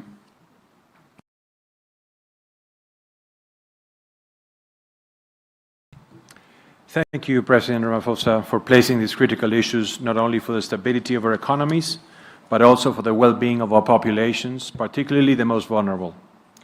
During periods of catastrophes and crisis, the solidarity of nations is most evident. History has shown that despite diverse worldviews, the G20 has served as a platform for cooperation in the most challenging moments of recent history, successfully reaching consensus and coordinating actions and tasks collectively. Disaster prevention cannot be limited to statements. It requires concrete action and effective collaboration with the most vulnerable nations. It is essential to provide technology, materials, expertise, and skilled personnel to develop safe infrastructure and mitigate damage. An efficient approach is to share resources when and where they are needed, coordinating among countries in a practical, bureaucracy-free manner. Disasters tend to occur in predictable seasons and regions. Therefore, international agreements must move from words to clear commitments with specified contributions and shared responsibility, ensuring that solidarity goes beyond good intentions. Allow me to move on to my next point. Food security must be addressed through mechanisms that do not reduce global food production and investment. Argentina is a major food producer, and under market conditions, free from distortions caused by domestic and international policies, it could double and diversify its production. Many countries have implemented domestic policies aimed at lowering consumer prices, which have led to stagnation or declines in production. This effect is not only caused by domestic public policies, but also by international ones. Food markets are competitive, meaning there is a good balance between quality and price. Distorting them through subsidies or prohibitions only harms those who need food the most, because higher production would correspond to lower prices. For this reason, Argentina fights against market distortions, against barriers to food trade, and against subsidies that distort competition. That is why we promote long-term contracts to supply countries that regularly import food, as well as strategic partnerships that ensure food security. Hunger is addressed by increasing food production, not by reducing it through measures that only stagnate it. We're here to cooperate by producing, integrating stable value chains, and selling at highly competitive prices and quality for the benefit of consumers around the world. Thank you. Thank you. Thank you very much indeed. My last speaker on the G20 member side is Her Excellency, Minister of Finance and Public Credit, United Mexican States, Edgar Amador Zamora. Thank you, Your Excellency. We gather today not only as representatives of our nations, but as partners in the pursuit of a resilient and sustainable world. As we reflect on the challenges that we have faced, be it the global pandemic, extreme weather events linked to climate change, or market financial volatility, we must recognize the pivotal role that the G20 plays in fostering collaboration and resilience among our nations. Together, we have the power to shape a future that prioritizes the well-being of our people and our planet.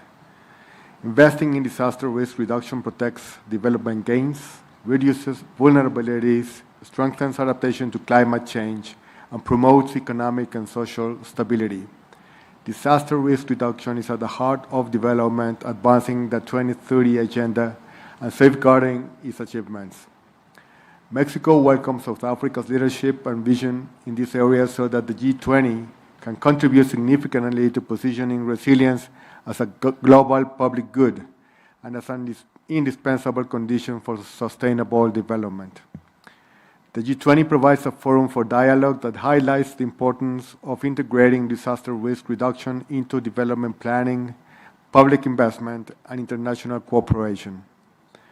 Discussion within the group reflects a growing consensus. There will be no sustainable development or effective adaptation to climate change without proper management of present and future risks. Mexico particularly values the G20's promotion of common approaches on issues such as early warning systems, resilient infrastructure, and resilient financing.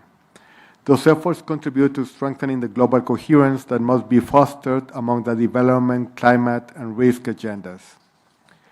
Following the recent COP30 in Belém do Pará, Brazil, the G20 had the opportunity to reaffirm its collective commitment at the highest political level to the goals of the Paris Agreement and to strengthen a more ambitious and equitable global response to the climate crisis.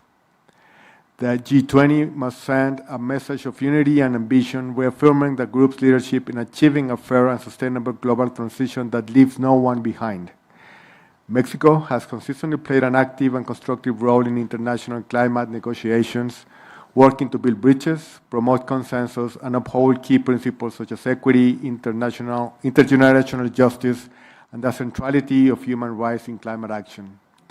The just energy transition is not merely a goal, it is a moral imperative that requires our collective commitment and action. The Mexican people have faced prolonged droughts, intensified hurricanes, disrupted rains, and biodiversity losses. Through our updated nationally determined contribution, Mexico will strengthen its renewable energy and sustainable transport goals, expand nature-based solutions such as the restoration of forests, mangroves, and coastal systems, prioritize community-centered adaptation, and include security as an across-the-board issue linked to climate action. We believe that a just energy transition should encompass the following 4 key principles: inclusion, job creation and skills development, investment in clean technologies, and support for communities. To advance towards sustainable and resilient food system, Mexico has implemented technical support actions through farmer field schools to increase production with an agroecological approach.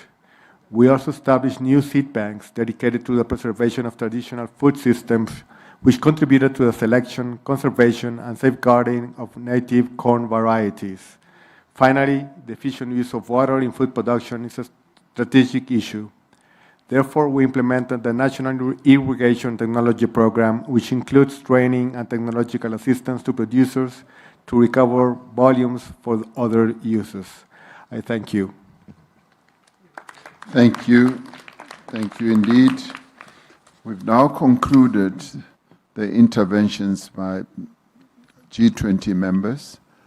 We now have guest countries that have chosen to make interventions.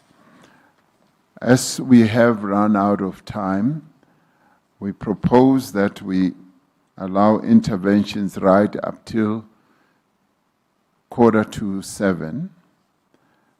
And beyond 6:45, those who have not spoken will then be given the opportunity into the 3rd session tomorrow. We anticipate that we should be able to finish in time tomorrow. So if by 6:45 we have not given you the opportunity to speak, there will be ample opportunity for you to make your intervention tomorrow. We say this as we have some 500 guests who are coming in for the dinner, which we are all invited to, and we should not keep them waiting too long.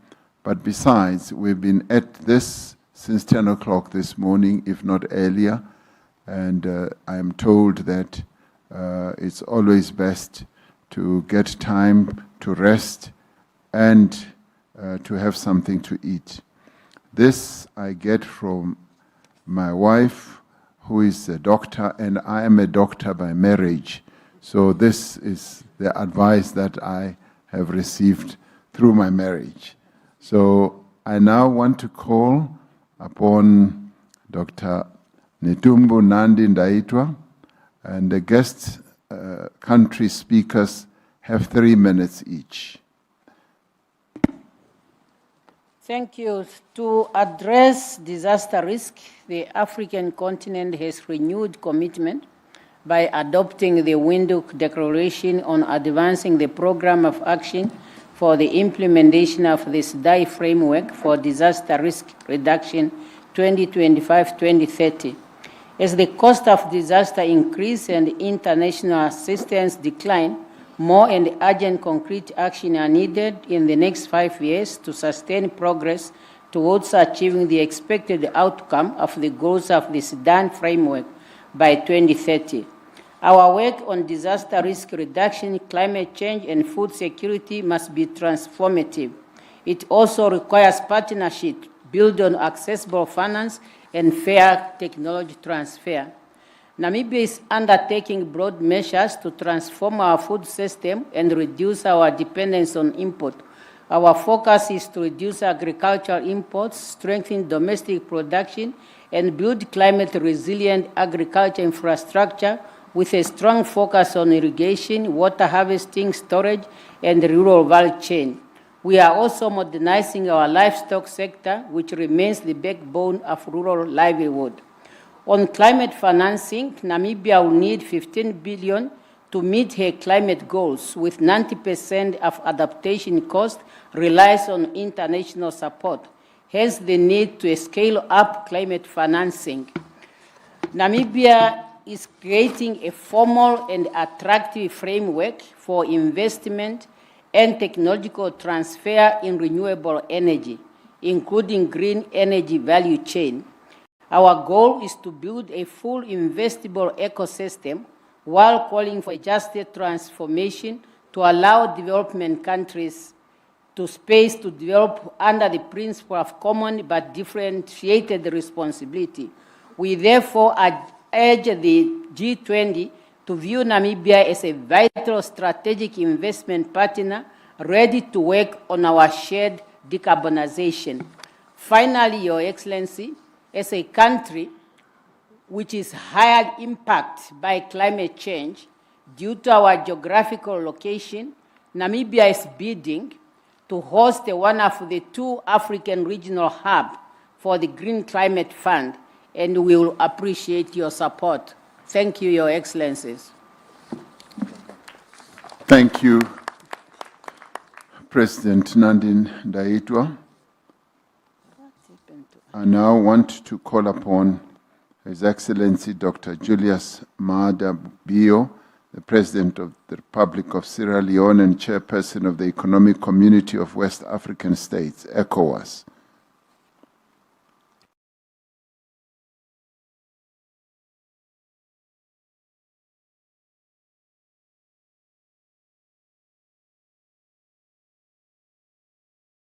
In his current absence, due to, I'm sure, bilaterals, I'd now like to call His Excellency, the Taoiseach of Ireland, Mr. Michael Martin. Thank you very much indeed, President. And again, thank you and South Africa for bringing the G20's focus onto global resilience. And as has been said by other speakers, disasters are increasing in frequency and volatility, heightened by climate change and conflict, and strong multilateral commitments are needed and are more important than ever. Ireland welcomes the Ministerial Declaration on Disaster Risk Reduction and the overarching approach to identifying, reducing and managing risks before they lead to disasters. On climate, some of us recently returned from COP30 in Brazil, and I was concerned that the spirit of common purpose is weakening. We have made some progress, but we now need to act with unity and with much more urgency. And indeed, the discussions there are proving difficult as we speak to achieve consensus. International climate finance is a priority for Ireland, and we are on track to deliver our COP26 pledge of at least 225 million per year to developing countries by 2025. We will achieve that this year. Our focus is on the poorest and most vulnerable, especially those living in least developed countries and small island developing states, fragile states and communities. Adaptation is perhaps something we haven't given enough attention to. It is central and equally adequate and accessible climate finance is key to countries' adaptation endeavours, and we need to improve that access. In the European Union, as Antonio has said, our sights are on reducing collective emissions by 90% by 2040. In Ireland now, emissions are now lower than at any point since 1990, despite our population growing by 50% over that time period and having successive economic growth as well. On just energy transitions, Ireland is committed to ensure that no one is left behind. We are seeking to, again, as others have said, maximise employment opportunities, support persons and communities who may be negatively affected, and some will, as we action a climate-neutral society by 2050. On food systems, the world is significantly behind on achieving Sustainable Development Goal 2. Transformation must be at the heart of our work to reinvigorate the 2030 agenda. Our collective commitments will be extremely important in the context of growing instability and economic and environmental crises. Ireland focuses on gender equality, climate action and fragility through a range of partners, including the Food and Agriculture Organization, the World Food Programme and the International Fund for Agricultural Development. Women's economic empowerment in the agri-food sector, improving access to finance, expansion of climate-resilient agriculture practices and policy engagement are all critical channels for achieving gender equality. Ireland has provided funding to the African Union for the implementation of the new Comprehensive African Agriculture Development Programme. In Africa and beyond, Ireland remains committed to supporting inclusive, climate-resilient, healthy and nutritious food systems and to contributing to all of the Sustainable Development Goals. These efforts and the efforts of the G20 are integral to building a more resilient world. Thank you very much, President. Thank you. Thank you, Taoiseach Martin. I now ask His Excellency Mr. 𝐶𝐵, the Prime Minister of the People's Democratic Republic of Algeria. Thank you, Mr. President. شكرا فخامة الرئيس سيريل رامافوسا. اسمحوا لي أن أتلو على مسامعكم كلمة رئيس الجمهورية السيد عبد المجيد تبون التي يوجهها لهذه الجلسة، وهذا نصها. تعتبر الجزائر إحدى الدول الأكثر عرضة للآثار السلبية لتغير المناخ، حيث شهدت في الآونة الأخيرة تزايدا غير مسبوق للعديد من الظواهر التي تتسبب في خسائر بشرية ومادية جسيمة، فضلا عن التأثير على النظم البيئية المختلفة. واستجابة لهذا الواقع وضعت بلادي ترسانة قانونية ومؤسساتية للحماية من المخاطر الكبرى وتسيير الكوارث، بهدف تدعيم المنشآت التحتية وتعزيز القدرات التقنية والتكنولوجية، وإقامة وتحسين أنظمة الإنذار المبكر، فضلا عن تعبئة موارد مالية معتبرة للتكفل بالمتضررين. وعلى الصعيد الإقليمي والقاري، بادرت الجزائر بإنشاء آلية إفريقية للوقاية من أخطار الكوارث، كما تحتضن المركز العربي للوقاية من أخطار الزلازل والكوارث الطبيعية الأخرى، في مساهمة منها لتعزيز العمل المشترك في هذا المجال. السيد الرئيس، إن تحقيق الاكتفاء الذاتي وتعزيز الأمن الغذائي يشكلان أولوية للجزائر، التي تعرف خلال السنوات الأخيرة نموا استثنائيا للاستثمار الفلاحي، خاصة في الجنوب الجزائري، عبر شراكات مع دول شقيقة وصديقة. ومن هذا المنطلق ندعو دول المجموعة ال20 إلى عقد شراكات مع الدول الإفريقية لتطوير الإنتاج الفلاحي والحيواني والحد من ظاهرة الجوع والأزمات الغذائية. السيد الرئيس، تواجه القارة الإفريقية تحديات معتبرة بخصوص الانتقال الطاقوي، إذ أنها تأوي 18% من سكان العالم، بينما تسجل أقل من 6% من الاستهلاك الطاقوي العالمي، في حين لا تتجاوز نسبة الربط بالكهرباء 45%. وبالمقابل يفرض علينا التصدي لظاهرة تغير المناخ، التخفيف المكثف للانبعاثات، وخلق ظروف مواتية لضمان الانتقال السلس إلى أنماط إنتاج واستهلاك خالية من الكربون، مع مراعاة المبادئ الآتية: أولا، إرساء آليات تسهيلية تسمح للدول النامية بالاستفادة من الدعم المالي الدولي ونقل التكنولوجيا. ثانيا، تبادل الخبرات الناجحة في تطوير الطاقات المتجددة وترشيد استهلاك الطاقة. تعزيز القدرات البشرية والمؤسساتية للدول النامية. وفي هذا الصدد تدعو الجزائر إلى عقد شراكات في مجال التحول الطاقوي في القارة الإفريقية، قصد تجسيد تحول ناجح يسمح بتحقيق أهداف التنمية المتعلقة بالطاقة النظيفة والمتاحة والعمل اللائق والنمو الاقتصادي والعمل من أجل المناخ.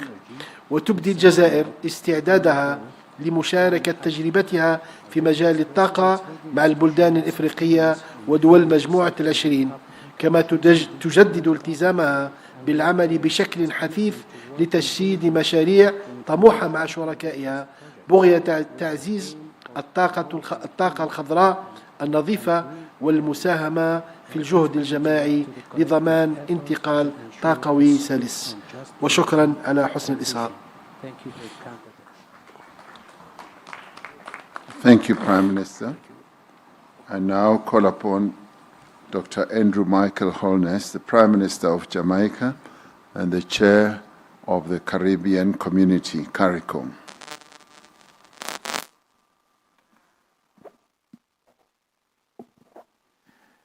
Thank you, President.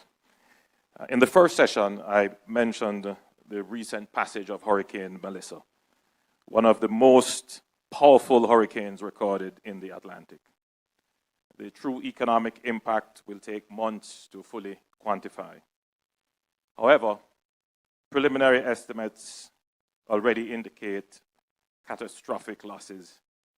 Prime Minister Carney pointed out that it is estimated that we have lost, in terms of physical damage, approximately $8.8 billion, or the equivalent of approximately 41% of our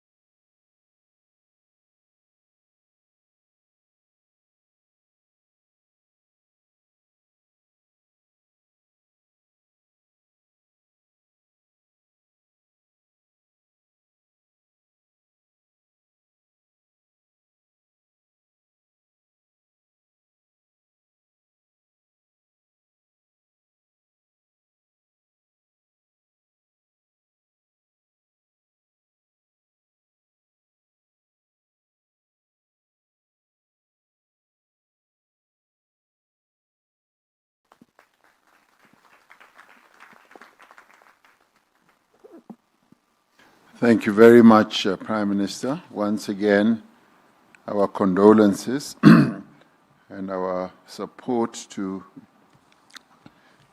the people of Jamaica and the terrible disaster that befell them. And we will forever be holding you in our thoughts and continuing to give support. I now call upon His Excellency Dr. Mustafa Medboli, the Prime Minister of the Arab Republic of Egypt. Thank you, President Ramaphosa, and let me start by saying that the world is being confronted with multiple critical and interlinked crises that threaten decades of progress towards the SDGs. Today, global challenges ranging from geopolitical tensions, climate change, and food insecurity to water scarcity, soaring debt levels, demand urgent and coordinated multilateral action guided by the principles of solidarity, cooperation, and shared responsibility. The G20 could play a leading role in advancing the response to the above-mentioned crisis. Access to concessional finance, technology transfer, and capacity building are crucial for developing countries to achieve climate action and just transition. The Egyptian presidency of COP27 has exerted all efforts to achieve tangible progress in all areas of climate action, particularly regarding just transition, the role of multilateral development banks in financing climate action, and above all, the establishment of the Loss and Damage Fund. We call on the G20 to take a leading role to improve the MDB's role in financing climate action and increasing their support and lending capacities to allow developing countries to have access to concessional finance and other non-debt instruments, and to unlock investment opportunities for a just transition. We also call on the G20 to encourage developed countries to fulfill their climate finance and ODA commitments. Furthermore, the growing global food insecurity remains among the most pressing challenges of our time. Egypt has taken significant steps nationally and internationally to address these critical challenges. In September 25, Egypt, in cooperation with the South African G20 presidency, hosted the third G20 Food Security Task Force meeting in Cairo with the aim to strengthening international cooperation in this field and alleviating food insecurity in developing countries.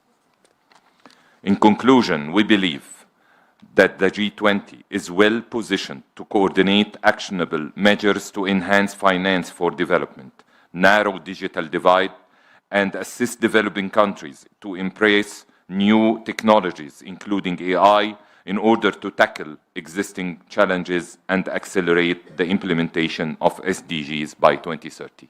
I thank you all. Thank you. Thank you, Prime Minister. I now have the pleasure of asking Prime Minister of the Kingdom of Norway, Mr. Jonas Støre, to take the floor. Thank you, Mr. President. Norway has for a long time urged to have resilience on the global agenda, and I'm happy to see that the G20 summit under your chair, Mr. President, is doing precisely that. Belém, as my Irish colleague said, we were there 2 weeks ago, and although there are reasons to be very concerned about climate change, at least we can see and we saw there that the Paris Agreement is working. Had it not been for the Paris Agreement, we could have been at more than 4% temperature increase.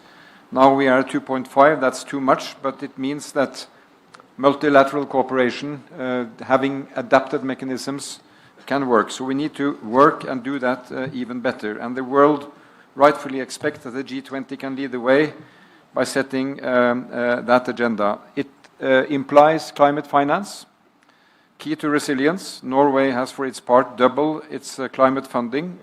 We were supposed to reach that goal by 2026. We are there now. And we still have our ODA at 1% of GDP. But the question is now, how do we invest our ODA? It is not the traditional mechanism that will work. It is if we work with the financial banks, with the development banks and the World Bank, we can move forward. On the energy transition, it is renewable that is now being the winner in terms of affordability, and that has now to be made available to people in development. 600 million people here in Africa lack access to the modern miracles from electrification, as well as clean cooking, taking lives of so many women and children. So to address this, we have over the last year worked to support Mission 300, the World Bank and African Development Bank-led initiative to provide electricity to 300 million people in Africa by 2030. So we welcome the early progress reported from this initiative, and we are ready to support it further. Let me mention a very different example, Mr. President, coming also out of Belém: tropical forests, indispensable for maintaining global biodiversity in Africa, in Latin America, in Amazonas, and in Asia, Indonesia. And the new Tropical Forest Forever facility, the TFFF, came out of a Brazilian COP, and I would like to commend President Lula and Brazil for having established this mechanism. Norway will contribute up to $3 billion over 10 years to support this mechanism, which is again an example of doing innovative things with our financial partners. Let me end on the third area, if I may.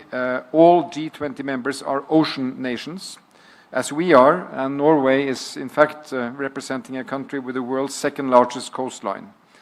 The ocean offers many solutions to many issues on our G20 agenda, as long as the ocean is managed sustainably, as I work together with partners in the International Ocean Panel that I'm chairing with the President of Palau.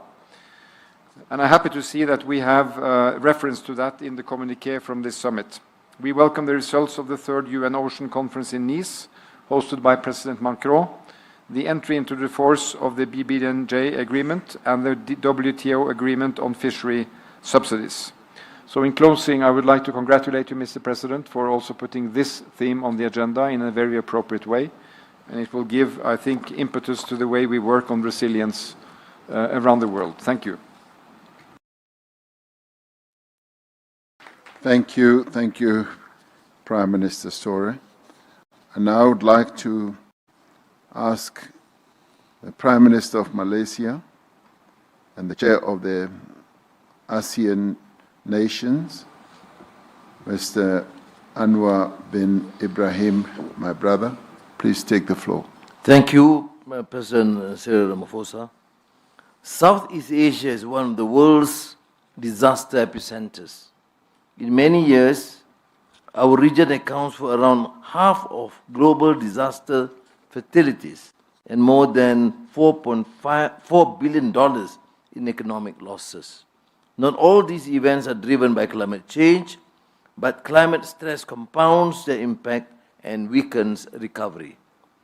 We have learned that resilience depends on anticipatory investment. That is why our region has built one of the most active disaster response systems in the developing world through the ASEAN Coordinating Center for Humanitarian Assistance, or AHA Center. The science of climate change is crystal clear, yet global momentum is faltering. In many societies, including the industrialized world, there is a rising pushback against policies seen to raise prices and threaten jobs. At the same time, energy demand in developing regions is growing faster than clean alternatives can be deployed. The world will continue to use fossil fuels for some time. Pretending otherwise will not help us plan responsibly. ASEAN's experience shows that regional platforms can advance climate action. Disaster cooperation and energy connectivity, even when global processes struggle. If fossil fuels cannot be eliminated overnight, then we need the technologies that reduce their footprint. CCUS, methane abatement, and industrial decarbonization will all be essential. Meanwhile, the ASEAN power grid and the Trans-ASEAN gas pipeline will help smooth the integration of renewables and strengthen energy security, even as we scale clean power. These are the kinds of measures that make the transition workable. We must accelerate adaptation where impacts already threaten lives and livelihoods, especially in food and water security. We must advance a climate strategy that is ambitious, yet grounded in the realities of our people face. To sustain these efforts at scale, international climate finance must be accessible, predictable, and aligned with the needs of developing regions. Only then can we secure livelihoods and advance shared prosperity. Thank you. Thank you. Thank you. The last to speak on the guest country list is 𝐿𝐵𝐼𝐻𝐿𝐵𝐻𝐿𝐵𝐻𝐿𝐵, Minister for Investment, Trade and Industry from Republic of Kenya, as chairperson of the East African Community.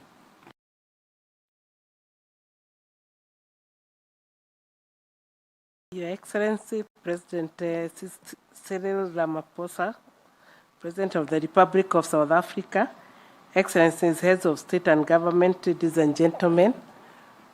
Once again, apologies, Mr. 𝐟𝐸𝐾𝐬, the Cabinet Secretary, is not allowed, and I am taking his place. I'm the Kenya High Commissioner to the Republic of South Africa. We wish to commend South Africa for ensuring that African priorities are prominently reflected in the summit's agenda, particularly on resilience, sustainability, and equitable development. Excellencies, we recognize G20's efforts to strengthen global disaster risk financing, which remains essential for enabling timely and effective responses to climate-related and natural hazards. We also welcome the G20 focus on expanding inclusive early warning systems and enhancing capacity building in developing regions, which is vital for protecting lives and preserving development gains. Excellencies, the East African community encourages G20 to advance the provision of predictable, adequate, and accessible climate finance with strong attention to adaptation as a pressing priority for vulnerable countries. We underline the importance of honoring existing finance commitments while pursuing innovative and fair mechanisms that align with the needs of developing countries.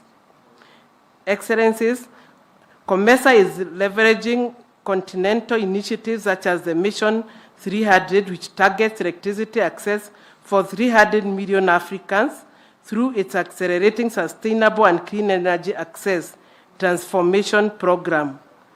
Its regional component, the Regional Energy Access Acceleration Platform, provides tailored technical assistance, policy harmonization support, and capacity building to help countries advance scalable and sustainable energy transitions. We emphasize that energy development is inherently regional. Harmonized laws, coordinated regulations, and integrated markets are essential to avoid fragmented progress and to unlock economies of scale in cross-border energy trade and infrastructure development. As we advance sustainable energy transitions, we must ensure they are just and inclusive, fully supporting women, youth, and indigenous communities and workers in carbon-intensive sectors. Excellencies, let me conclude by saying we stand ready to deepen cooperation with all partners, including the G20, to accelerate clean energy access, strengthen regional integration, and build resilient systems that support long-term sustainable development. I thank you. Thank you. Thank you so much. We now move on to international organizations. And if we are economic with time, we could finish in a few minutes before we all retire to dinner and thereafter retire to have an early night.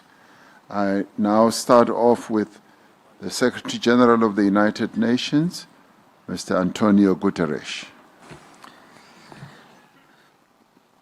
Excellencies, the world has failed to keep temperatures to the 1.5 degree temperature rise limit, and about 80% of the world is sitting around this table. A temporary overshoot of this limit is now inevitable. Reaching the 1.5 degree limit is still possible by the end of the century, and that requires making this overshoot as small, short, and safe as possible. In any case, there will be dire consequences.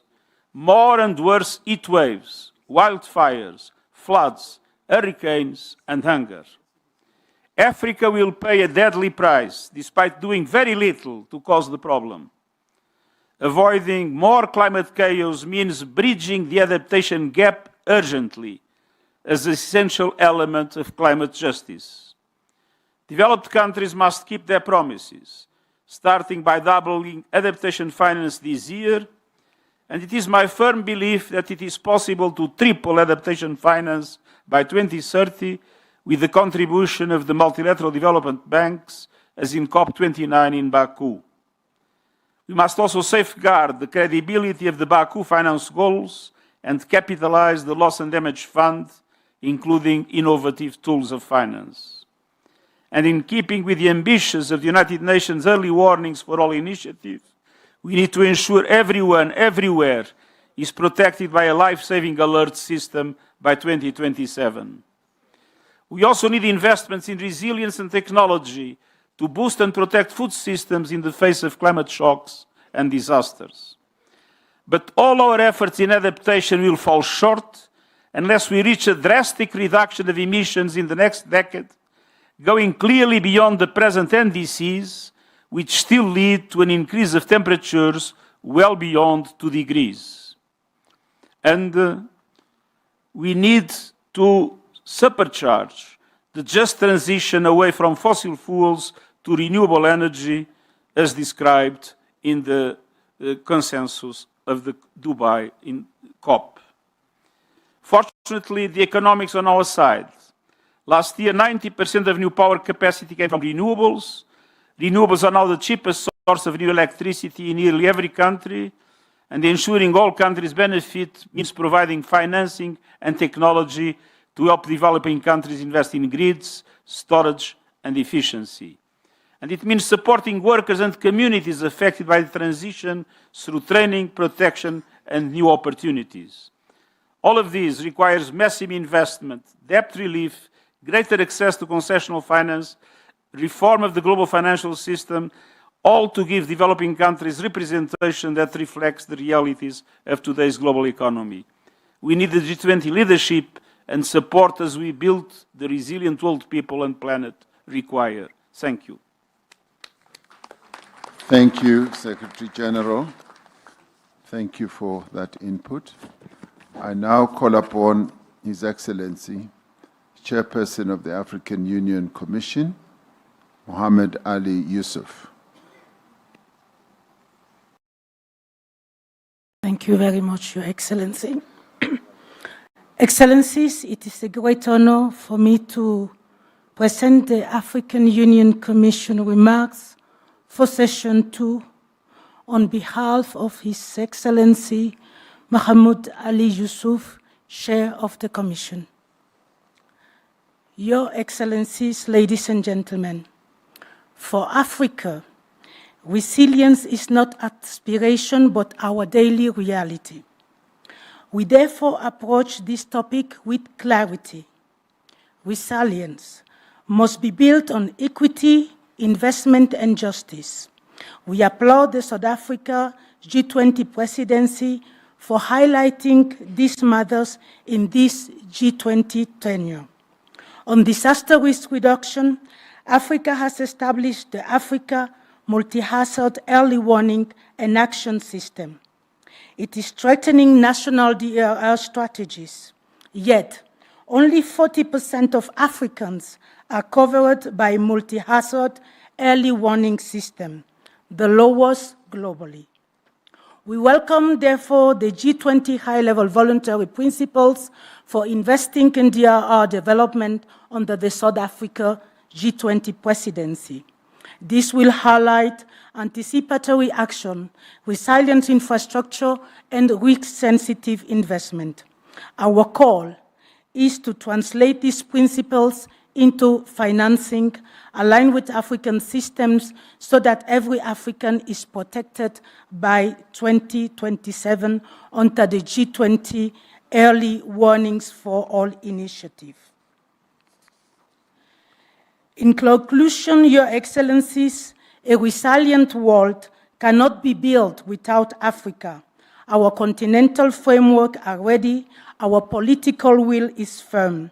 What we require is a G20 partnership grounded in predictable financing, simplified access, and technology transfer, the one that respects Africa's development choices. It is time to move together from commitments to implementation and from principles to delivery. Thank you very much. Thank you so much. I now ask His Excellency Dr. Carlo Monticelli, Governor of the Council of European Development Bank. President Ramaphosa, leaders of the G20. Throughout history, the world has repeatedly faced periods of profound technological and societal change, periods that have shaken established systems. Time after time, it has been the most vulnerable who have shouldered a disproportionate share of the social, human, and economic burden that comes with such transitions.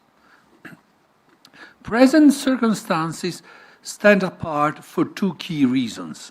First, the pace at which the change is unfolding and its fully global reach have no precedent. Second, there is a growing recognition that transition must be just. Safeguarding the most vulnerable is essential as it preserves social fabric that enables transformation themselves to happen. One transition in particular is taking center stage, the shift to sustainable economic systems, driven by escalating natural hazards and deepening climate crisis. Multilateral development banks have scaled up their collective ambitions to support member countries in navigating this transition. Since 2019, MDBs have doubled support for adaptation investment, recognizing that well-being and jobs cannot be sustained where homes, schools, and business are under threat from flooding, drought, and other climate events. Solutions to respond to natural disasters are also developing. One example, in Seville, several MDBs joined the 𝐬𝐻 Alliance, which, within this broader MDB ecosystem, the Council of Europe Development Bank plays a distinctive role as Europe's social bank. It advances a climate social nexus approach, focusing on investments that strengthen the climate resilience of most vulnerable populations and communities. Looking ahead to 2026, MDBs stand ready to support their clients through this period of profound global transformation, ensuring that people remain at the core of the solutions we deliver. Thank you.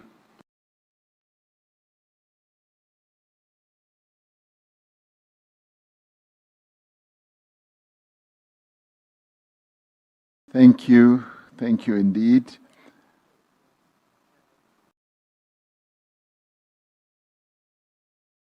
I now want to call, as you see me hesitate, I just had a whisper in my ear from the Secretary General of the United Nations, who has just told me that the main decision of the COP30 has just been approved. So the Secretary General is understandably very happy. and I congratulated him. Thank you very much, Secretary General, for sharing. Thank you so much. I now call upon Andrew Bailey, the Chair of the Finance Stability Board. Thank you. Well, thank you, Your Excellency. Let me be very brief. Sustainable growth requires long-term engagement and long-term finance. And in turn, that requires us to understand the risks to that finance over the longer term. Climate change is undoubtedly one such risk. But the answer to that is not to have no or less finance. It's to use finance to support transition to a sustainable future. The FSB has a role to play in helping the system to assess risks, providing frameworks to do that, and thereby to support sustainable finance. And I can give the assurance that is what we will do. Thank you. That was nice and sweet. Thank you. 45 seconds. Excellent. Now ask Mr. 𝐃𝐨𝐧'𝐭, Under Secretary General of UNECA, of United Nations Economic Commission for Africa. Let's see if you will be able to beat that record. Thank you very much, Mr. President. I align myself with the statement by the Secretary General. Thank you so much. Gee, we are on a roll. We are on a definite roll. Ms. Rebecca Grayspan-Mayulfs, the Secretary General of UNCTAD. I will have to do the same, Mr. President, and I align with the statement of the Secretary General of the UN. Thank you so much. My next speaker is Dr. Tedros Ghebreyesus. I am going to give you time because you deal with a different matter altogether. WHO. Thank you. Thank you, Your Excellency, President Ramaphosa, Excellencies. WHO welcomes the G20's endorsement of health security and resilient health systems in the declaration and the voluntary high-level principles of investing in disaster risk reduction. Likewise, we welcome South African Presidency's focus on critical infrastructure. Strong health systems and early warning capacities are vital for preventing crises from becoming disasters. The COVID-19 pandemic exposed critical gaps in the world's health security defenses. We thank the G20 for its leadership in closing those gaps, including through the establishment of the Pandemic Fund and the Joint Finance and Health Task Force. In addition, WHO has also launched several initiatives for global health security based on COVID lessons. And as you know, at the World Health Assembly this year, WHO member states adopted the WHO Pandemic Agreement, which, when ratified, will become a landmark instrument of international law. Member states are now negotiating the Pathogen Access and Benefit Sharing System, or the PABS Annex, which will be critical for ensuring equitable access to vaccines and other medical countermeasures. We ask G20 countries to ensure those negotiations are completed in time for next year's World Health Assembly in May, because the next pandemic is not a question of if, but when. I thank you, and back to you, Mr. President. Thank you so much, Tedros. My last speaker is His Excellency Maximo Terino Cullen from the Food Agriculture Organization. Thank you very much, Chair, and I will try to be as brief as possible. In 2023, the world saw the steepest surge in food price inflation in decades. In low-income countries, food inflation reached 30%, pushing households' budget beyond their limits. This implies that the cost of a healthy diet rise substantially, making 2.4 billion people didn't have access to a healthy diet. Countries try to resolve this through different fiscal measures, social protection, and other measures. But Excellencies, the G20 can change this trajectory Open, predictable food markets are essential, particularly for net food importing countries. We must also invest in resilience, as climate shocks will intensify in intensity and frequency. First, through prevention, anchored on early warning risk analytics, insurance, and One Health approaches, and second, by increasing countries' ability to cope when shocks happen, with a strong social protection and science and innovative-driven agricultural transformation and trade policies that keep food accessible during these stresses. FAO's Financing for Shock-Driven Food Crisis facility tried to mobilize countries and private capital to strengthen prevention and enable anticipatory action. Through targeted investments and the Global Alliance Against Hunger and Poverty, we are trying to drive country-led agri-food system transformation at a scale to achieve this resilience. Excellencies, the world cannot wait. Leadership is needed now. Thank you very much.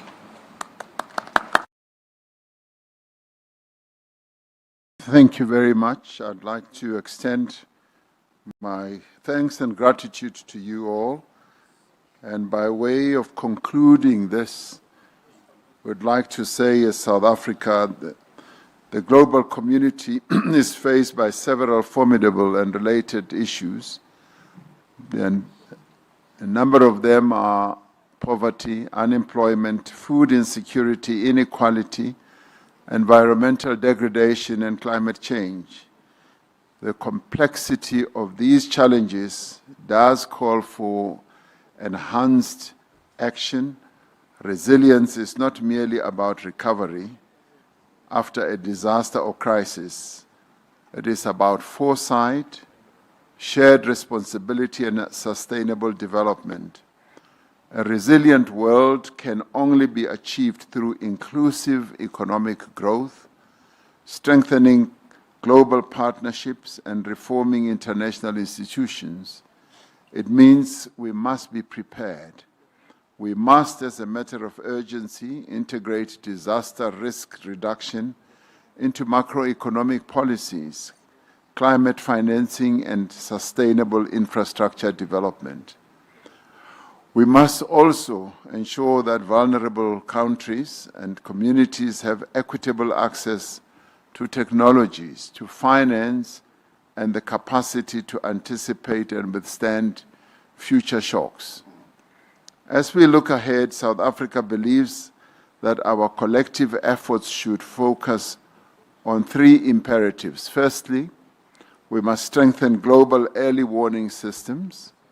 For many countries, this means scaling up of investments in data, in technology, and capacity to reach the most vulnerable communities that may be exposed to danger. Second, we must mobilize innovative finance for resilience. The G20 should champion accessible, practicable, and equitable disaster risk financing instruments. We need to pool risk, mobilize anticipatory funding, and forge public-private partnerships. And thirdly, we must mainstream disaster risk reduction into all sectors of economic planning, from energy and infrastructure to agriculture and urban development as well. Sustainable, balanced, and inclusive growth requires that we must take measures to address the severe imbalance in vulnerability to the increasing effects of climate change. Now, those countries most affected by severe weather events are often those that bear the least responsibility for climate change. This threatens to further deepen inequality between and within countries. Developing economies need resources and technical partnerships for effective adaptation. We need to make good on our commitments to fund loss and damage caused by climate change. And as 2025 marks the 10th anniversary of the Paris Agreement, we recognize its historic contribution to fostering universal climate action.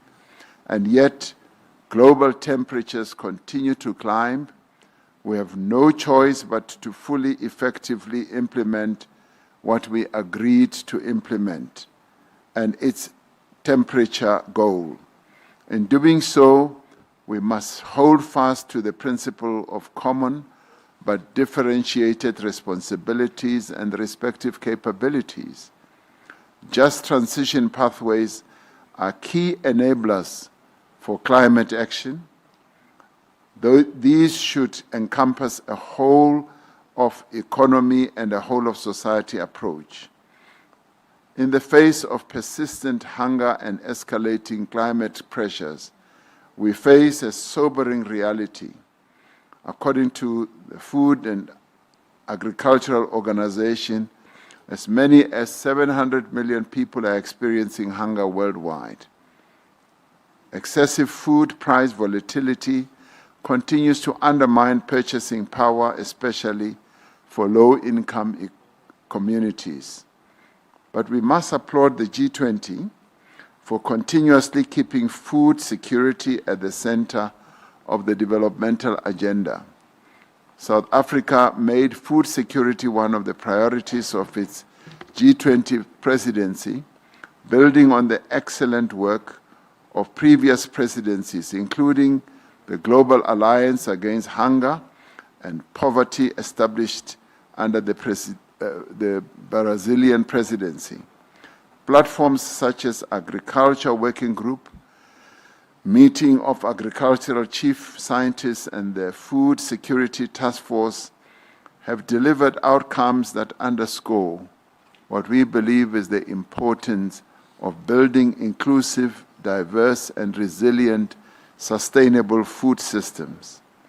Since it was formed at a time of crisis, the G20 and the world has had to confront several crises. Unless we act now to build resilience and sustainability, the crises we face tomorrow will be more devastating, more damaging, and more lasting, as we have already heard from a number of speakers who stood to speak here. Now, that concludes our day today, and I think the day has gone extremely well, and we finished more or less on time. We left with one session, which is tomorrow, the third session, which is really a short session, just a half-day session. We now have an opportunity to have dinner together and to relax and to let our hair down. Those who have long hair and me let my hair up so that we are able to mix and amongst each other and get to know each other rather well. We will now get an announcement of where we should go, and thereafter, that will be the end of the evening. We expect that this will just take 2 hours, and by 9 p.m. we should all be departing for the various places where we are going to rest. So thank you very much. Let's give ourselves a round of applause for the wonderful day we've spent. Excellencies, ladies and gentlemen, we invite the heads of state and government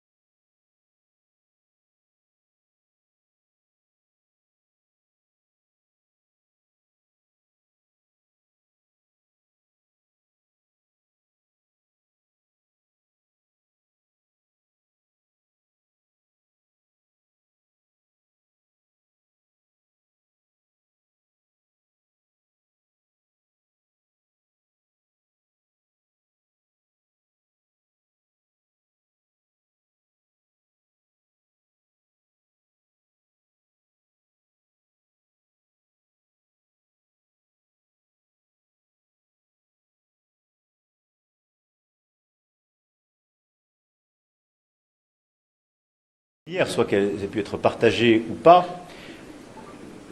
il est bon dans le sens où il propose la paix. Et il reconnaît des éléments importants sur des questions de souveraineté, de garantie de sécurité et autres. Mais c'est une base d'un travail qui doit se reprendre, comme on l'avait d'ailleurs fait l'été dernier. Parce que ce plan aujourd'hui, d'abord, n'a pas été négocié avec les Européens. Or, il stipule pour les Européens beaucoup de choses. Les actifs gelés sont détenus par les Européens. L'intégration européenne de l'Ukraine, c'est dans la main des Européens. Savoir ce que fait l'OTAN, c'est dans la main des membres de l'OTAN. Donc il y a beaucoup de choses qui ne peuvent pas simplement être une proposition américaine, qui suppose une concertation plus large. Donc je pense qu'il faut d'abord dire, nous voulons tous la paix, et on est cohérent.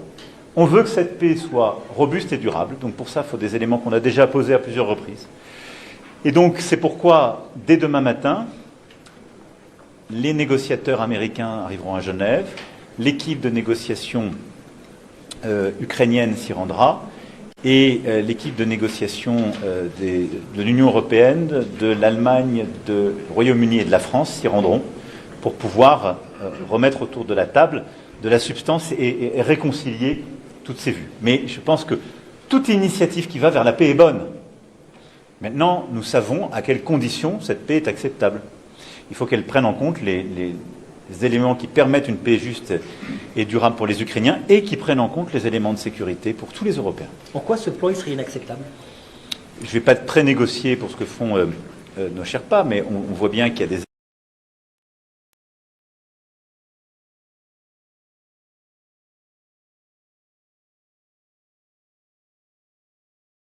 Il y a un plan de paix qui est arrivé, qui reprend des idées qui sont assez familières, soit qu'elles aient pu être partagées ou pas. Il est bon dans le sens où il propose la paix. Et il reconnaît des éléments importants sur des questions de souveraineté, de garantie de sécurité et autres. Mais c'est une base d'un travail qui doit se reprendre, comme on l'avait d'ailleurs fait l'été dernier. Parce que ce plan aujourd'hui, d'abord, n'a pas été négocié avec les Européens. Or, il stipule pour les Européens beaucoup de choses. Les actifs gelés sont détenus par les Européens. L'intégration européenne de l'Ukraine, c'est dans la main des Européens. Savoir ce que fait l'OTAN, c'est dans la main des membres de l'OTAN. Donc il y a beaucoup de choses qui ne peuvent pas simplement être une proposition américaine, qui suppose une concertation plus large. Donc je pense qu'il faut d'abord dire, nous voulons tous la paix, et on est cohérent. On veut que cette paix soit robuste et durable, donc pour ça, il faut des éléments qu'on a déjà posés à plusieurs reprises. Et donc c'est pourquoi, dès demain matin, les négociateurs américains arriveront à Genève, l'équipe de négociation ukrainienne s'y rendra, et l'équipe de négociation de l'Union européenne, de l'Allemagne, du Royaume-Uni et de la France s'y rendront pour pouvoir remettre autour de la table de la substance et réconcilier toutes ces vues. Mais je pense que toute initiative qui va vers la paix est bonne. Maintenant, nous savons à quelles conditions cette paix est acceptable. Il faut qu'elle prenne en compte les éléments qui permettent une paix juste et durable pour les Ukrainiens et qui prennent en compte les éléments de sécurité pour tous les Européens. Pourquoi ce plan serait inacceptable? Je ne vais pas pré-négocier pour ce que font nos Sherpas, mais on voit bien qu'il y a des éléments sur la limitation du format de l'armée ukrainienne, donc de sa propre souveraineté. On sait que s'il n'y a pas les éléments de la dissuasion, les Russes reviendront et trahiront leurs promesses. Nous l'avons vu à plusieurs reprises, et en particulier en ce qui concerne l'Ukraine en février 2022. Donc nous voulons la paix. Je pense qu'elle doit commencer par un cessez-le-feu, et ça aussi c'est des choses qu'on peut essayer d'avoir à court terme. Je constate que depuis mars, où le président Zelensky a donné son accord sur le cessez-le-feu, c'est la Russie qui a toujours dit non. Mais on a des éléments qu'on avait déjà retravaillés d'ailleurs, et au printemps-été, et après la rencontre qui s'était tenue à 𝐾𝐨𝐧'𝐭. Donc voilà, on va recréer un moment de reconvergence pour essayer d'avoir un texte commun. Monsieur le Président de l'Afrique, de l'Europe en Afrique, vous avez organisé la conférence pour la paix humanitaire en République démocratique du Congo, mais depuis même dans ce sommet, vous n'en avez pas parlé. Qu'est-ce qui bloque? Vous êtes à quel niveau? Combien collecté? Ou bien qu'est-ce que les acteurs doivent faire? Alors, je me permets de juste corriger votre propos. J'ai parlé, en parlant des crises, des Grands Lacs et du Soudan. Donc je veux rassurer le continent africain qu'on ne doit pas oublier les guerres qui s'y jouent, et donc j'ai bien parlé de ce qui se passe, de manière aussi rapide que pour l'Ukraine et le Proche-Orient, parce que ça n'était pas l'objet premier de la discussion de ce matin, mais j'ai pu l'évoquer. À Paris, nous avons avancé avec cette conférence humanitaire qui a donné d'abord qui a mobilisé de l'argent dans un plan qui n'était pas financé. On a largement dépassé le milliard d'euros. On était à 1,5 milliard, merci Monsieur le Ministre précisément. Avant le sommet, on était à 150 millions d'euros. Donc on a fait x10 sur le soutien à l'humanitaire en République démocratique du Congo. C'était une nécessité, il faut qu'on continue d'avancer, la situation est terrible dans tout l'Est et dans les Kivu. Maintenant, on avait aussi posé des points opérationnels comme la réouverture de l'aéroport de Goma, les conditions pour le permettre. Je note qu'aujourd'hui, l'effort n'a pas été fait par les M23 et ceux qui détiennent l'aéroport de Goma pour pouvoir le rouvrir, alors même que les conditions administratives ont été prises par la République démocratique du Congo. Donc je demande vraiment instamment à toutes les parties prenantes, sur le sujet humanitaire, de savoir avancer. Ensuite, s'est tenue, comme vous le savez, une réunion de médiation à Doha, qui a permis aussi d'avancer sur l'aspect politique et la discussion avec le M23. Nous, on continue d'avancer, et je pense qu'il faut unir tous les efforts de l'Union africaine, et du président Faure Gnassingbé qui a été mandaté par le président Lourenço, les efforts des États-Unis d'Amérique, et ce qui a été signé l'été dernier, les efforts du Qatar, et la médiation qui vient de marquer un pas important, et on s'en est réjoui, et ce que la France a pu apporter. On doit absolument continuer, la situation est trop grave pour qu'on la laisse, et donc c'est cet effort conjoint que nous allons poursuivre. Sur l'Ukraine, Monsieur le Président, pourquoi l'Afrique du Sud n'a pas été conviée aux discussions sur l'Ukraine aujourd'hui? On est en Afrique du Sud, c'est un pays médiateur dans la crise, et ils n'étaient pas là, ils n'ont pas été conviés. Alors c'est une manière très simple, parce qu'on parle de la sécurité de l'Europe, et donc ça a été une coordination entre Européens pour préparer les réunions de demain de nos 𝐿𝐻ERPA. Et donc, pour être très clair, comme il y a quelques pays européens qui sont actifs dans la discussion par souci d'efficacité, c'est tout à fait normal qu'on se coordonne. Et d'ailleurs, on a coordonné les Européens et aussi les partenaires de la coalition qui étaient présents et qui sont non européens. Marc Carney était là, la première ministre du Japon, pour ne citer que quelques exemples. Nous avons aussi acté, au-delà du processus, une décision, et nous allons organiser, en lien avec Keir Starmer, une réunion par vidéoconférence de la coalition des volontaires, que vous le savez, nous avons bâti depuis février dernier à la réunion de Paris qui s'était tenue. Cette coalition des volontaires qui a plus d'une trentaine de pays, européens mais aussi alliés. Donc nous tiendrons une réunion mardi après-midi pour nous coordonner sur ce point et voir les avancées qui se seront faites pendant les négociations des prochains jours à Genève et pouvoir prendre de nouvelles initiatives. I will perhaps finish in French and I will switch in English, don't worry. Vous avez dit qu'effectivement, il y a des points qui paraissent à ce stade inacceptables. Les négociations démarrent demain, elles vont être compliquées. Est-ce qu'on est devant un risque majeur de rupture avec les États-Unis? Non, je ne ferai pas ici de politique fiction et je pense qu'à chaque fois on a su reconverger. Les États-Unis d'Amérique jouent un rôle important dans le soutien à l'Ukraine. Et nous avons besoin de leur soutien pour cette guerre de résistance. Ils ont fait des propositions et je pense que tous ceux qui sont trop critiques ont tort de négliger le rôle que jouent aujourd'hui les États-Unis. Mais on doit ensuite reconverger parce que les États-Unis ont aussi besoin des Européens pour régler ce conflit. Et c'est très clair d'ailleurs dans les 28 points qui sont mis sur la table. Donc c'est cette négociation qui va se tenir. Et en vrai, les gens qui vont se réunir demain à Genève, ce ne sont que des gens qui veulent la paix, il ne faut pas se tromper. La tension, elle est avec la Russie. C'est la Russie qui a déclenché une guerre d'agression. C'est la Russie qui, depuis mars, ne veut pas le cessez-le-feu. Donc je pense qu'il faut tous qu'on ait beaucoup de calme et de sang-froid. On va faire reconverger ces positions avec tous le même but, obtenir la paix, mais pas une paix qui serait précaire, une paix vraiment durable pour l'Ukraine et pour les Européens. Monsieur le Président, dans ce G20, le président Tebboune était invité, finalement, il n'est pas venu. Vous étiez disponible pour une rencontre. Est-ce que finalement un entretien aura lieu au camp? Et puis, par ailleurs, vous avez toujours prôné l'apaisement avec l'Algérie, mais vous avez été confronté à une très grave crise. Alors, est-ce que vous reconnaissez une forme d'échec sur la crise algérienne? Je pense que sur l'Algérie, il y a beaucoup de monde qui veut en faire une question politique. Je vais vous dire comment je vois les choses. Beaucoup de gens veulent faire de l'Algérie une question de politique domestique française. Et en Algérie, beaucoup de gens veulent faire de la relation à la France une question de politique domestique algérienne. Si on laisse ces gens-là de chaque côté faire l'agenda, il n'y a aucune chance qu'on avance. Moi, je note que ces dernières années, on a su faire des avancées très concrètes. Et moi, j'ai toujours eu la même méthode, le respect et l'exigence. Le respect parce que quand on veut avancer avec quelqu'un, on a rarement des résultats en insultant. En tout cas, c'est plutôt mon expérience. Et l'exigence, c'est que la situation n'est pas satisfaisante, donc on veut des résultats. Mais il faut le faire en comprenant aussi ce que veulent les autres. Moi, je veux bâtir une relation d'avenir qui soit apaisée, mais on doit corriger beaucoup de choses. Et on sait que sur beaucoup de sujets, sécuritaires, migratoires, économiques, on n'est pas dans une situation satisfaisante, de part et d'autre. Et on a beaucoup de défis communs. Donc, il y a un processus que j'ai décidé en réunissant les ministres et les services concernés il y a plusieurs semaines. C'est celui qu'on applique. Il a conduit à des réengagements de discussion au niveau technique de nos directeurs de services, au niveau de nos secrétaires généraux des ministères des Affaires étrangères, puis il y aura des réunions entre ministres qui vont se tenir. Et c'est comme ça qu'on reprépare, qu'on redéclenche les choses. Je constate qu'on a déjà eu des premiers résultats. Et la libération de 𝐸𝐻𝐻 est un premier résultat dont il faut se féliciter. Maintenant, il faut avoir beaucoup de constance, et je le dis, d'humilité et de respect. Et pour moi, c'est un sujet qu'on doit régler. Monsieur le Président, toujours en parlant. Pardon? Elle se fera au moment où on aura préparé pour avoir des résultats. Monsieur le Président, toujours en parlant de diplomatie, on ne vous a pas encore entendu sur ces propos de votre chef d'état-major des armées il y a quelques jours au congrès des maires. Beaucoup de réactions en France suite à notamment ces quelques mots, il faut accepter de perdre nos enfants.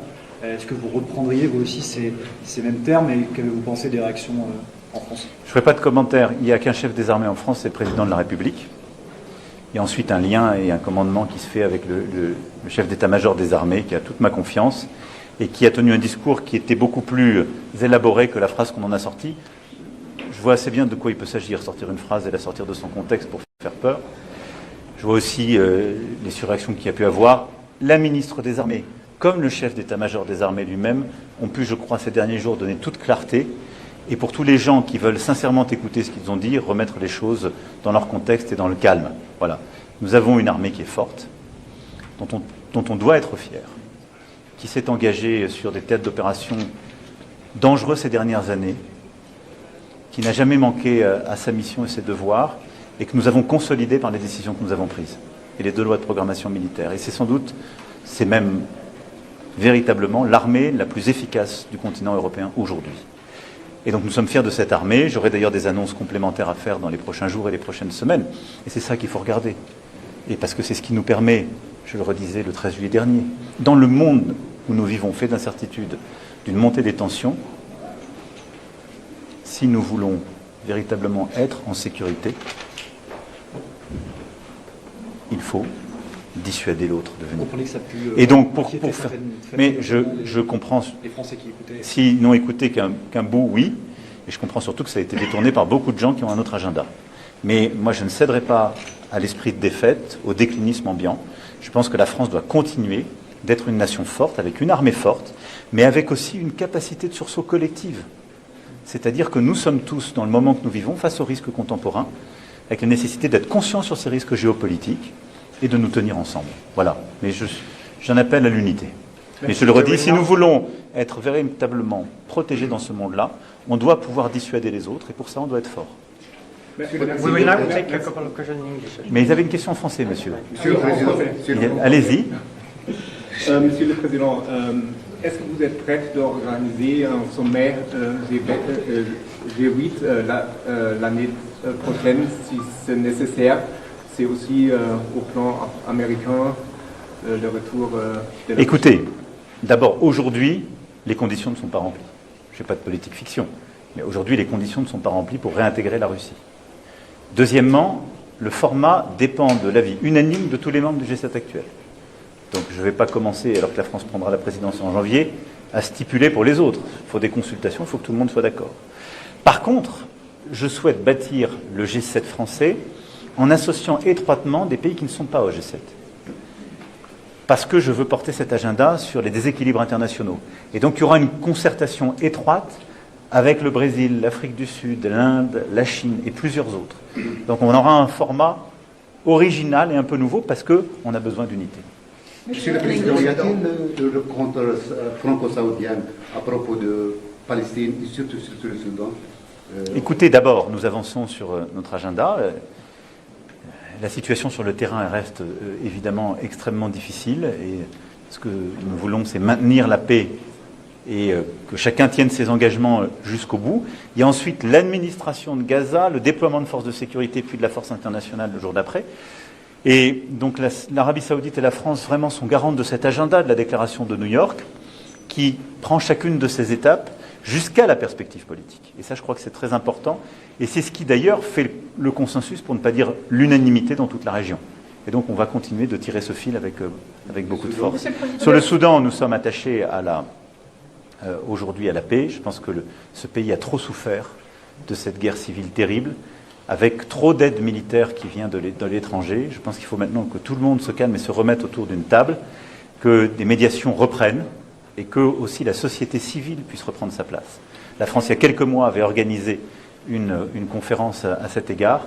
Nous rejouerons en lien avec les négociateurs principaux notre rôle, mais le Soudan a besoin de paix, le Soudan a besoin que les armes s'arrêtent, que ceux qui les fournissent cessent de le faire, et que la société civile reprenne sa place. Madame, if we go, yes. Thank you so much, Mr. President. Sophie Mkwena, a correspondent for the South African Broadcasting Corporation. This meeting is happening on the African continent, and I had you touching on Sudan, the DRC in French. The people out there, the Africans in particular, are saying, what will the declaration do in terms of implementation to address this challenge of conflict? I mean, Sudan, the speculation is that the humanitarian crisis in Sudan, it's more intense than what we see in other parts of the world. But the Sudanese are a forgotten nation. Does Africa deserve neglect? So first of all, I want to insist here and to say very clearly to all your people that you should not underestimate the impact and the importance of having the first G20 summit in our history on the African continent. And by itself, it's a great achievement. And I think South Africa can be proud of this achievement. Second, this is as well a summit where African Union has its seat, which is a very important achievement as well, in the recognition of Africa as a whole and Africa as being part of these nations to decide for themselves and for the future. Second, the main topic of the G20 is much more about climate, economy, and trying to regulate and find common tools for our economies, and not the vivid and geopolitical crisis. It's never been the core of our agenda, even if in side events we can meet on that. This G20 consolidated some of very important points decided during the past few years, especially on debt restructuring, which was an important part of the discussion this morning. And this is very important in real terms for the African countries, because a lot of them, too many of them, are overwhelmed by the debt service and have to sacrifice health, education because of that. So delivering a common restructuring is critical, and G20 is the right framework. Why? Because you have China, Europeans, all the key creditors around the table. Now, as for the crisis, let me tell you that Sudan is not forgotten by France. We organized several conferences in support of Sudan and trying to find a way to give to the civil society its fair place and to push and re-engage with the different parties to cease fire.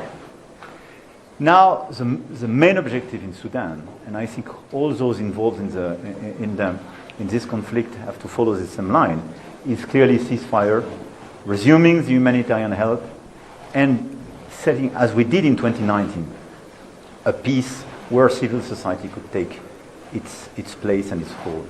And I do remember the civil society being in Paris in 2019, right after the Sudanese revolution. And these young women were so impressive, so powerful, and we owe them so much.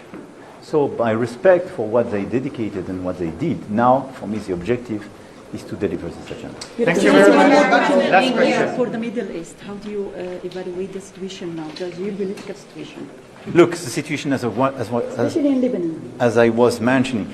So in Lebanon, the situation remains extremely fragile. I think President Aoun made a very important speech today, and I want to say that he reflected what we have in mind, meaning being very firm and efficient vis-à-vis Hezbollah, and delivering our plan, which is clearly to restore Lebanese sovereignty in the south and fighting actively against the terrorist groups. There's something about mom's touch. It makes cough, headache. Firm and efficient vis-à-vis Hezbollah, and delivering our plan, which is clearly to restore Lebanese sovereignty in the south and fighting actively against the terrorist groups. Now, what we want to do in close coordination with the US, because as we know, we are together in the coordination mechanism, in direct discussion with Israel, whose security is clearly impacted, we want to deliver this mechanism step by step to restore sovereignty of Lebanon and Lebanese forces in the south, withdraw progressively the presence of the Israeli forces, and be efficient against Hezbollah. So the weeks and months to come will be absolutely critical in this achievement, but I think that the commitments taken today by President Aoun were very important, and we will follow up. And in the meanwhile, we will organize as well our conference to support the recovery of Lebanon in France, and our Saudi friends will organize a conference for the financing of the Lebanese armed forces in close link with us. And these two pillars are very important to deliver this concrete results. Thank you very much. Thank you. I have to rush. Ukraine. I have to rush. Last question. Just regarding Ukraine, I mean, what do you all, as European leaders, plan to do in order to convince President Trump of some of the issues you all have? And is Europe in a position to support Ukraine should the U.S. withdraw its support? I will not try to figure out some scenario. Where we are is clear. Ukraine, the US, and the Europeans want peace, but we want a robust and long-standing peace. I think it's very good that the US proposed something to go to a ceasefire and peace, and we have to commend these efforts. But at the same time, as what is at stake is obviously Ukrainian sovereignty and European security, it's normal to have both the Ukrainians and the Europeans on the table to finalize this plan. So this is exactly what we will do tomorrow and the day after in order to make a common plan. Now, we just have one problem, and our problem is not the US on this negotiation at this point. Our unique problem, all of us, is Russia, which started this war. We refused to take the ceasefire proposals in February, March, July, August, etc., and didn't provide any guidance if they are okay just to have a ceasefire now. And look at the humanitarian situation in Ukraine, not just in the east, but everywhere. Look at the situation of the infrastructure of energy and so on. Look at the civilian casualties. I mean, this is a necessity to stop the Russians. There is one aggressor and one victim. Full stop. Merci beaucoup. Merci beaucoup. Sur la marche blanche, un hommage à Mehdi Kessassi à Marseille.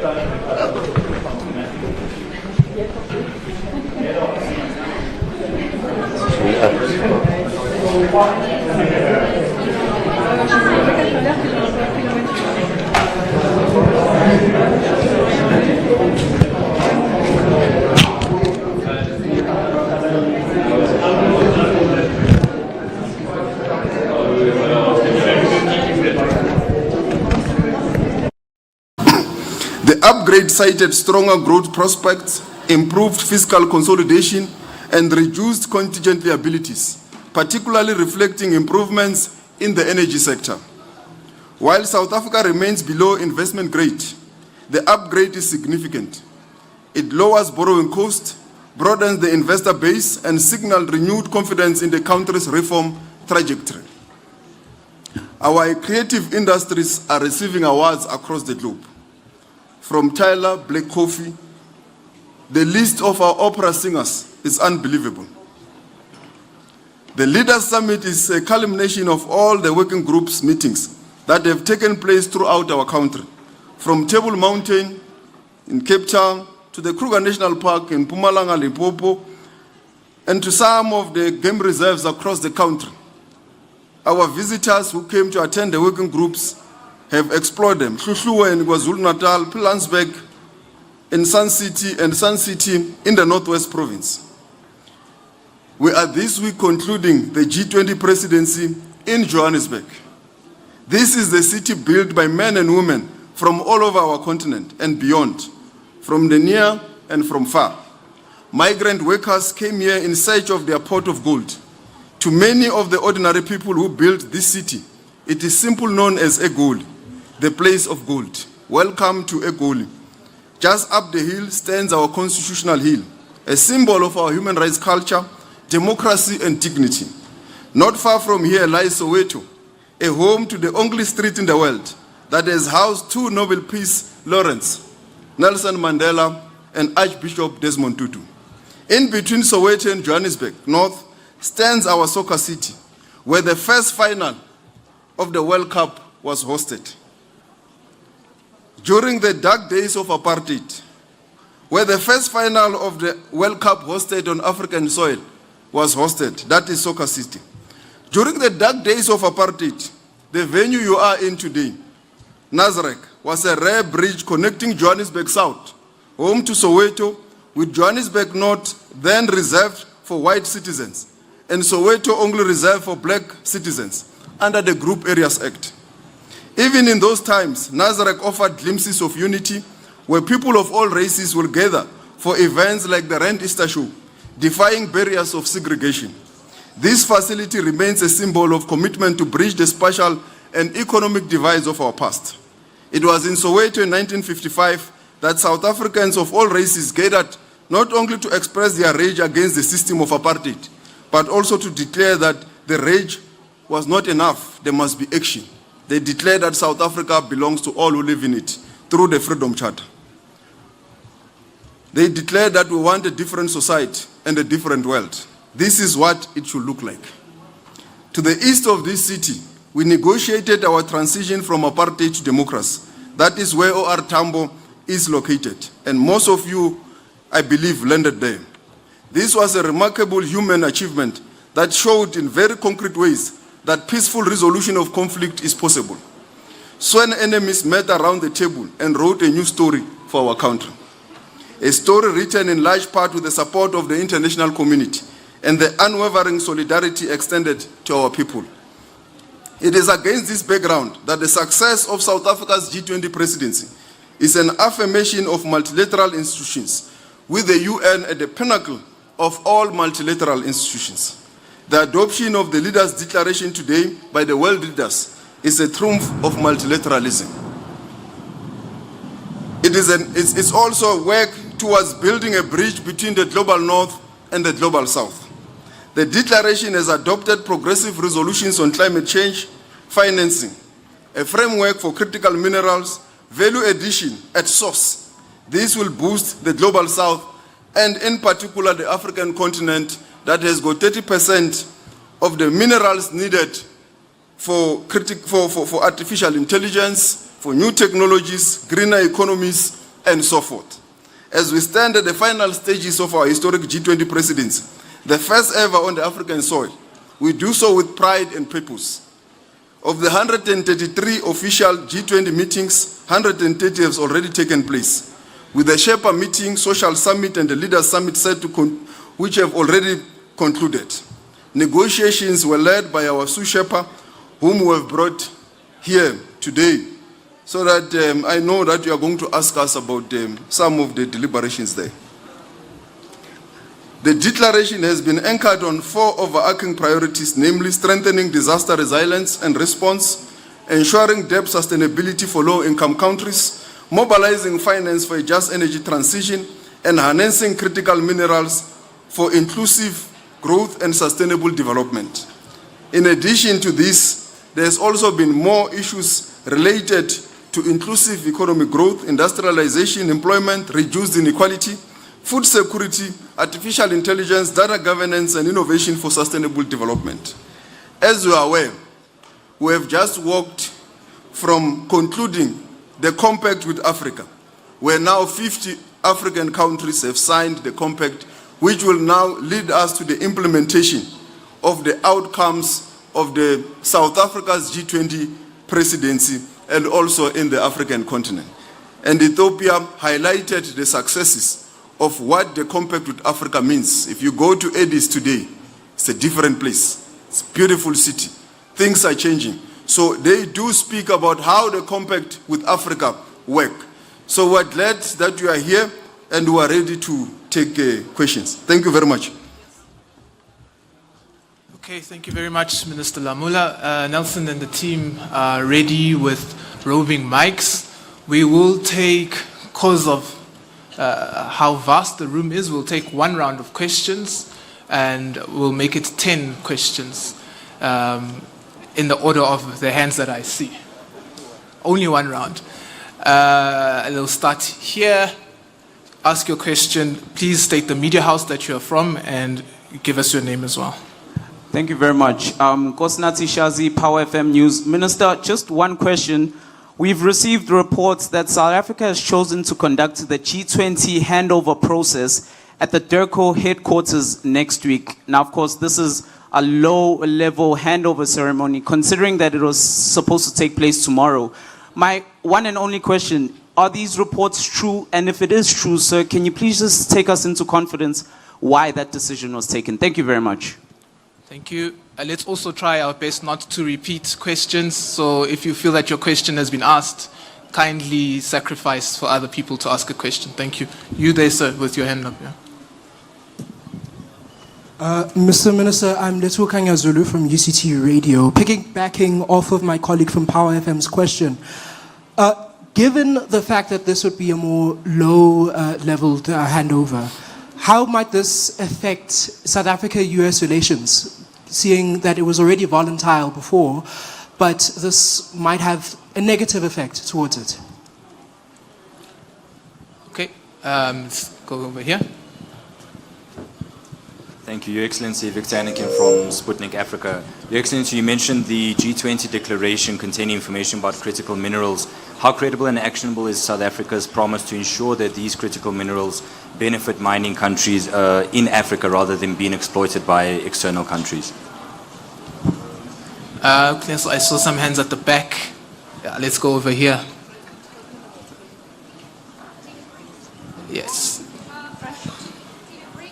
We can't hear you. Yeah. How have the successive G20 presidencies of Indonesia, India, Brazil, and South Africa colleagues by BRICS impacted the formation of a new global governance architecture, given the growing influence of the BRICS group?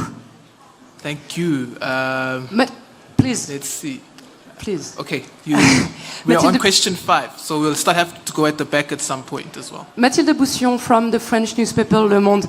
The foreign minister of Argentina earlier said his country cannot endorse the declaration. What does it mean exactly? And should we expect the declaration to be amended? Thank you very much. No, let's go there, that hand, SABC. Joe Tukwana from the SABC. I want to know why would the G20 countries choose to give responsibility to a member country that did not attend?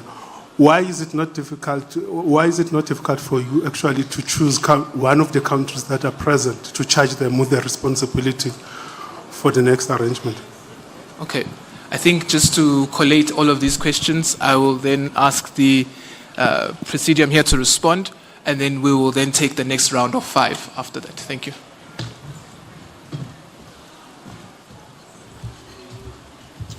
Yeah, thank you very much for all the questions.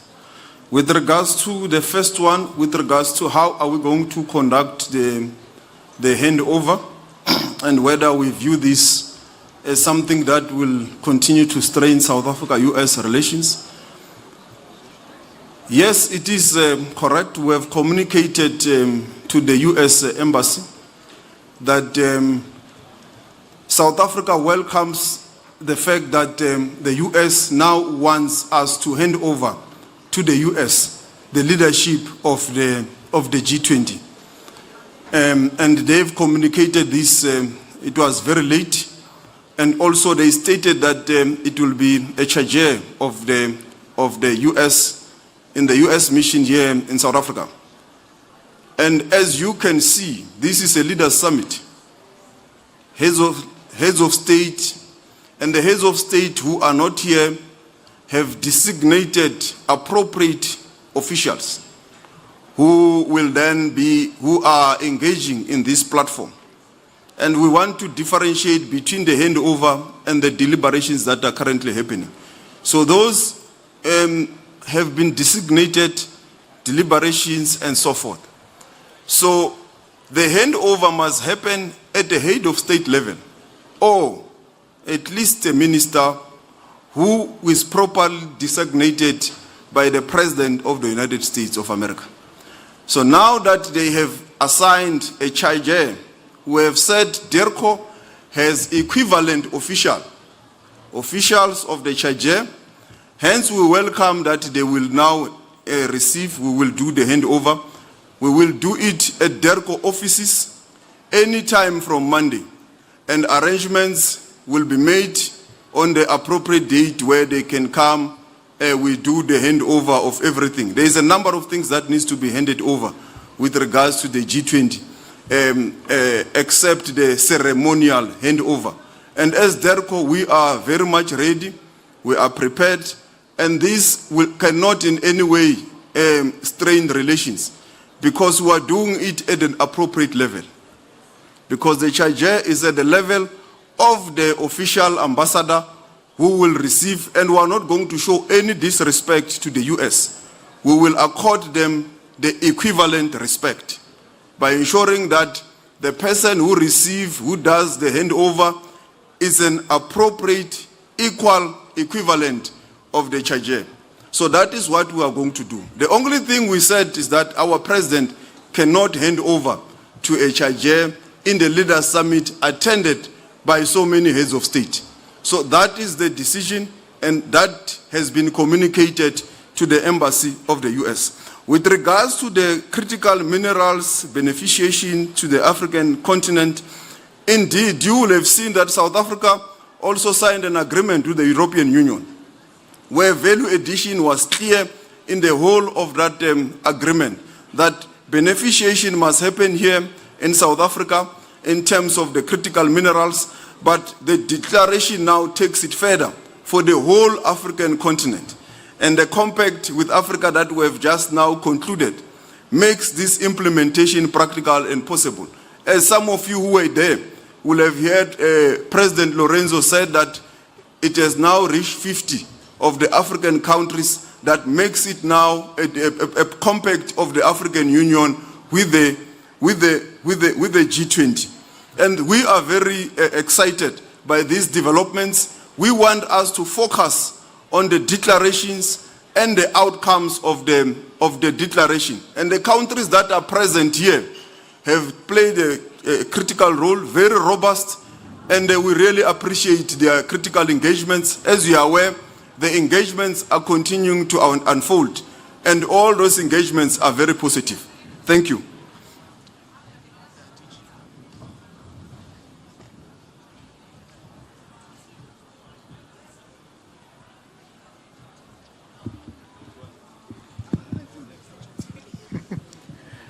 I just have to adjust the mic for my height deficit compared to the minister.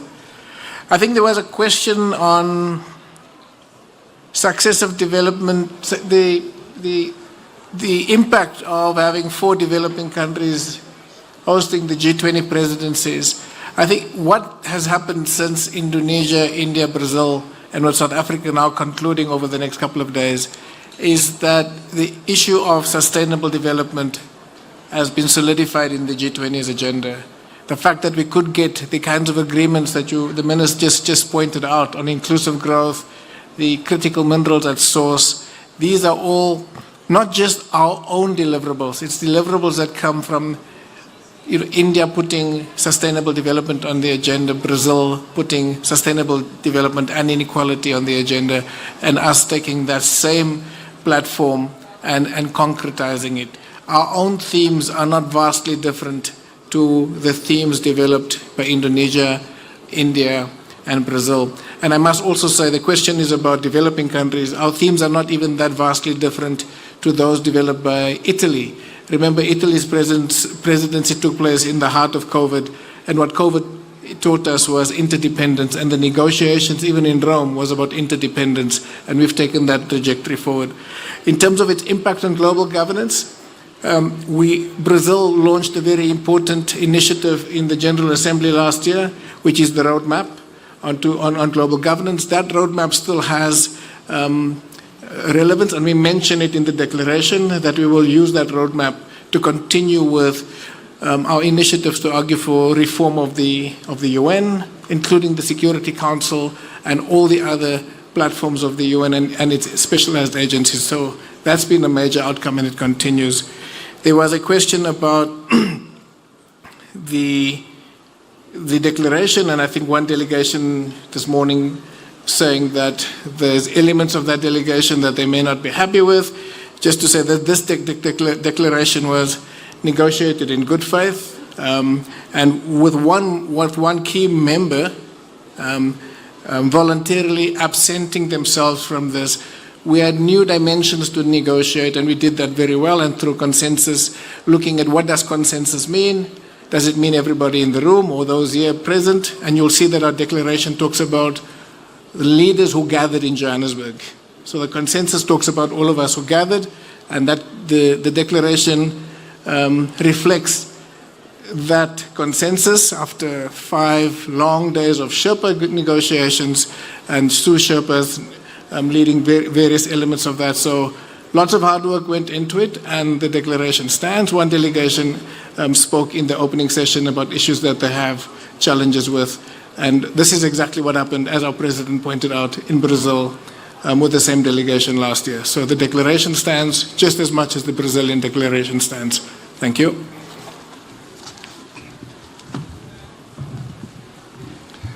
Good day to everybody.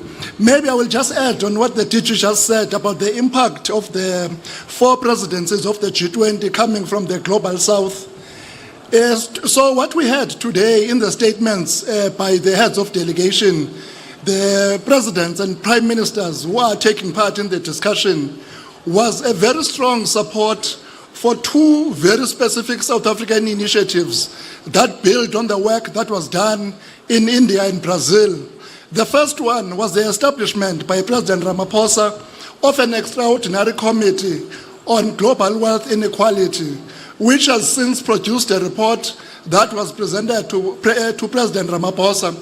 So what happened today is that we had a number of the heads of delegation in the first session expressing very strong support for this report and its recommendations. This report really seeks to place the question of inequality on the agenda of the G20 for the many years to come. Let us not forget its key messages. Amongst the messages that come from the report is that inequality is a choice, that inequality is a threat to democracy, and that, in fact, combating inequality is good economics for any country and for the world at large. So for us as South Africa, the presidents of the G20, we see this affirmation of the recommendations of this report as being very important. It builds on the legacy of the other presidencies from the South. The second report under the South African presidency is the report of the Africa Expert Panel that is chaired by our former finance minister, Trevor Manuel. And again, this report is focused on building a new partnership for Africa with the world, focusing on issues of the cost of capital, development in general. So this report was also received quite a broad support in some of the speeches that were made this morning. Thank you very much. Okay, thank you very much, DG and DDG and Minister, for that clarification. Okay, I see a hand right at the back there. Then we'll come back. Seemingly we concentrated here in the front. Hello? Yes. Hello, good afternoon. Vitaly Mark from South News Agency. For the Minister, during the summit you discussed the American proposal for the peace in Ukraine, and what is your opinion about these proposals? Thank you. There's a hand behind there. Sorry, okay.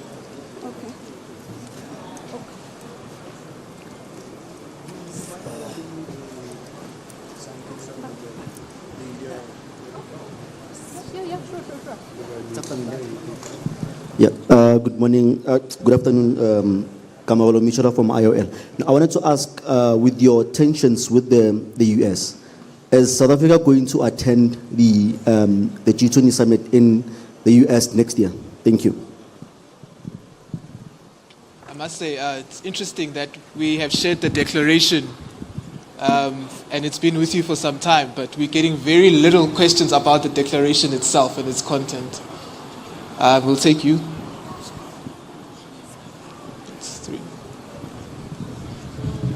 Thanks.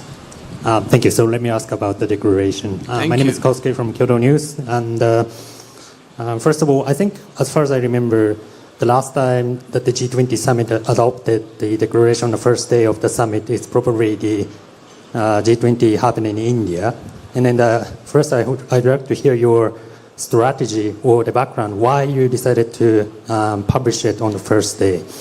And secondly again, in the declaration, you mentioned a lot about the debt issue among the developing countries.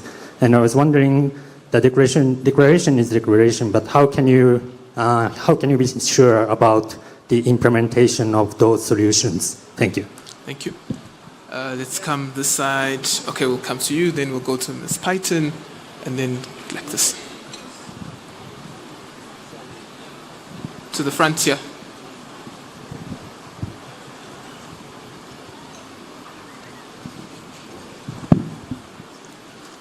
Good afternoon. This is 𝐿𝐻𝐾𝐨𝐿 from Germiston News in the Easter End, the newspaper. Just to the minister, there is a press secretary of the USA. She has disrespected Cyril Ramaphosa. She said she heard Cyril Ramaphosa running his mouth a little bit, and President Trump did not appreciate that. So, what you respond to such disrespect to our president? Ngiyabonga. Okay. Hopefully it's about the declaration, Ms. Python. Hi, Nellie Payton from Reuters. My question is, as we know, Argentina's foreign minister said they did not endorse the final declaration. Was there any other country present that did not endorse the final declaration, or was it supported by all the countries present besides Argentina? Thanks. Yeah, just we'll end with a question here about the declaration. You can give it to you can ask, and we'll end here with the way this lady's hands are. Thank you. Good afternoon, Minister and delegates. So this is a question from, I'm 𝐻𝐭 Solomon from Hilal TV, channel 347 DSTV. Is there any benefits for South Africans after G20, especially for us in the rural areas? And what does this mean for South Africans with regards to getting jobs and what is left after G20? Okay, this is where we're ending. Please record for me. Good afternoon. My name is Roberta Akanyang from Duma FM. Sadly, my question is not about the declaration, but something that was mentioned, of course, was about the climate and climate change. Some of the countries that are here have got, they're the ones who basically emit the most, problems into the environment, if I could put it that way. Were you direct in confronting them about this, and is there anything that they will do to change this? Thank you. That's why we're here. That's a very relevant thing. Can I start, Minister, by asking the DG and the DDG, then you'll close off. You come here. You're okay. Overruled.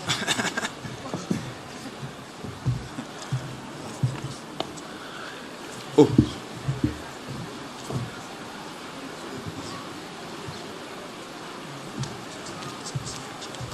Yeah, thank you very much.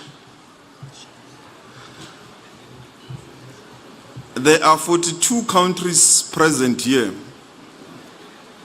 and only one G20 member country is not here. So the countries that are present have focus on the G20 agenda. And the declaration speaks to the global challenges and how we must focus on them. And it is our view that we should all focus on that. What all of us who are here are agreeing on, the present countries, because the absence of the US is voluntary. They voluntarily absented themselves. So, as South Africa, we have always been clear that the US is welcome. They can come at any time. Even the issue of the handover, we are not refusing. We are saying it must be done at an appropriate level. And that's why we say it will be done at the 𝐟𝐸𝐾𝐭 office with the equivalent official. So we are not refusing. They are G20 members. It's just an issue of where to do it and how it will be done. But we focused on the agenda of the G20. Whether we discussed peace, yes, the declaration does contain issues related to peace, anchored on the UN Charter, from bullet point number 3 to the last bullet point. And the last bullet point, if I may read it, you will hear that it summarizes a number of things. It says, we concur that guided by the purpose and principles of the UN Charter in its entirety, we will work for a just, comprehensive, and lasting peace in Sudan. As most of you are aware, a huge humanitarian disaster is currently unfolding in Sudan. So the G20 said we need to work for lasting peace for Sudan, for the Democratic Republic of Congo, for the occupied Palestinian territories, Ukraine, as well as ending other conflicts and wars around the globe. And only with peace we will achieve sustainability and prosperity. So there is a number of paragraphs dealing with the issue of peace. Is there any benefits for South Africans in the rural areas out of the G20? As I've said, 85% of the global economy are member countries of the G20. So everyone is impacted anywhere in the world, from Hluhluwe in KwaZulu-Natal, Cape Town, to Ethiopia, to anywhere in China, anywhere in the US. Anyone in the world is impacted by decisions that are made by the G20. The DG will explain how they work in terms of non-binding, how they are persuasive, but we're all impacted. And the debt cost sustainability report and the inequality report, I think it put it starkly and very clear. For example, it does show that in some countries, mostly in the African continent, who are now in a debt difficulty, you have to make a choice between funding education, healthcare, infrastructure, and so forth, and paying the debt. And the payment of the debt, sometimes you find that an African country with similar metrics with another country in the north, everything is the same. Risk profile, everything is the same. But the African country pays more on interest than the one in the north. And if we're paying equally, maybe that amount will have went to education and so forth. When you look at artificial intelligence, digital transformation and so forth, look at the amount content creators are receiving in Africa from TikTok, Apple, and some of these big platforms.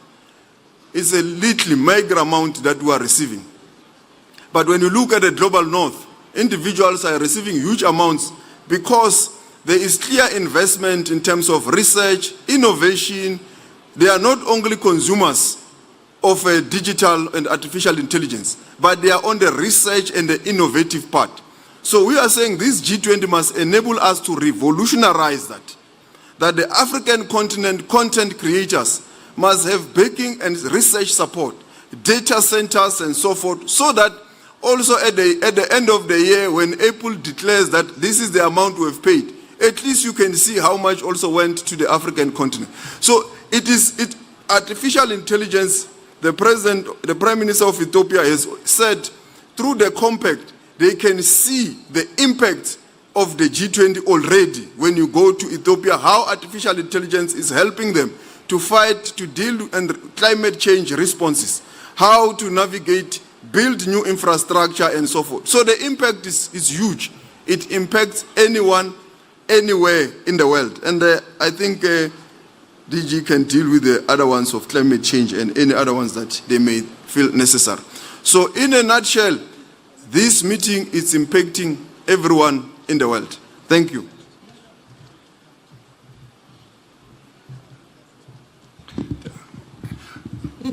So I will take the question on climate change.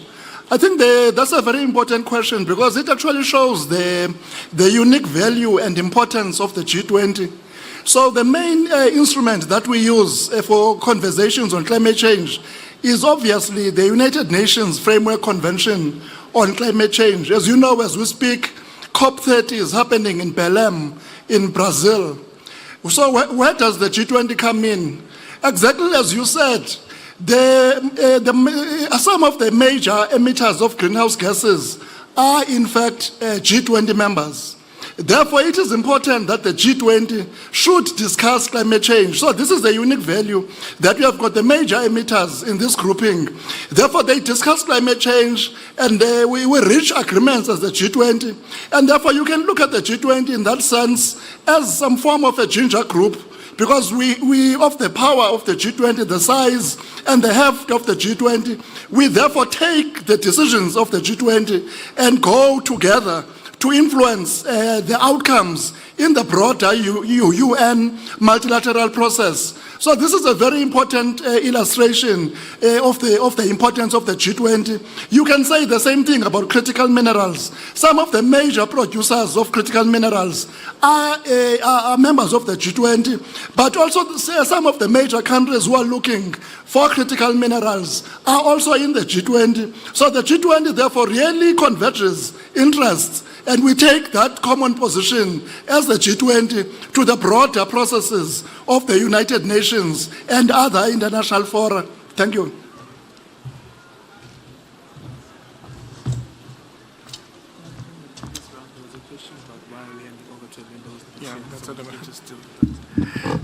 Thanks. So I think Kolisa, the Sous-Sherpa, just spoke about the important work that was done on climate change and that how that influences what happens in other spaces. The point there is that whatever we agree in the G20 is not binding on anybody. The G20 is an informal group. It doesn't bind us. But what it does do is influence how others may want to take things forward. And it allows South Africa as part of the Africa group in the UN or part of the G77 to take these issues and influence through the ginger analogy that was just made. So the same issue then has been confronted by ourselves. South Africa initiated what is called the G20 at 20 review, which is the first review of the G20 after the first cycle. The next cycle begins next week under the US presidency. And it's important to reflect on how presidencies in an informal grouping is decided upon. So the presidency of the US was decided through negotiations in India, which is 3 years ago, where we then confirmed that the US will take over in 2026. Similarly, we've just decided through negotiations that in 2027 it will be the UK and South Korea in 2028. Our review has indicated that there's a strong agreement that we remain informal, that we remain an informal grouping, and that we don't formalize too many of the rules and procedures that we work on. So on the question, then it also links to the question of how consensus is formed. This is the very first time where we had an unprecedented situation where one member voluntarily absented themselves. And based on that, we had to have a discussion on, in this informal group, how do we define consensus and how do we deal with consensus? And we dealt with that through the very first paragraph that says, those who gathered here. And nobody else other than Argentina who raised the concern. There's overwhelming support for every single paragraph which was negotiated through consensus in that declaration. So I think it's an important point to just make that we remain an informal grouping, and that's our presidency. I decided we cannot set rules about whether absenteeism in one instance disqualifies you from being the president in the next cycle. That may be something that may come up when the implementation of what we initiated gets taken forward by the US, the UK, and South Korea in the next cycle.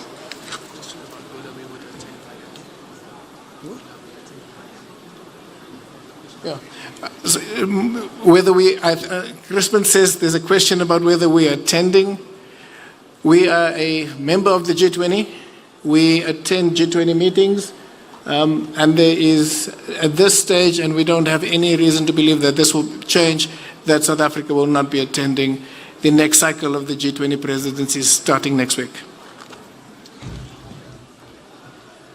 Thank you very much, DG, Minister, and DDG Mabongo. That concludes our press conference, colleagues. Thank you very much. The ministers and the Sous-Chef are required back in plenary.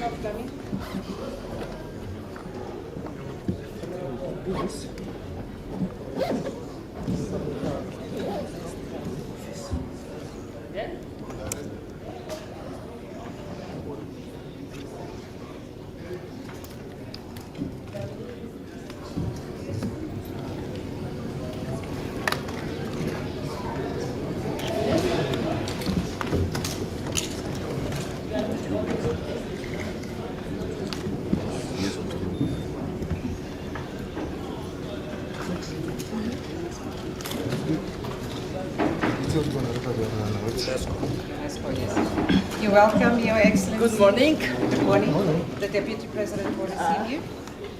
So wonderful to be here. Thank you. Thank you very much for having us. It is fantastic. It is absolutely good to be here. Thank you very much. Thank you.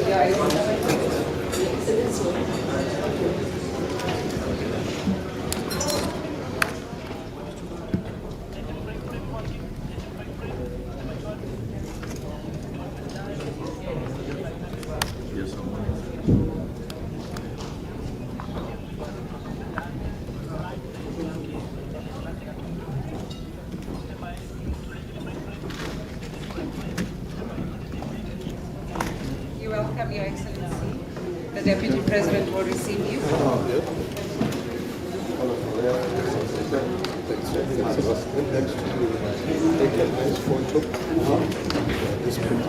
To see you. Okay. Well, okay, thank you very much. Thank you so much. Thank you, Your Excellency.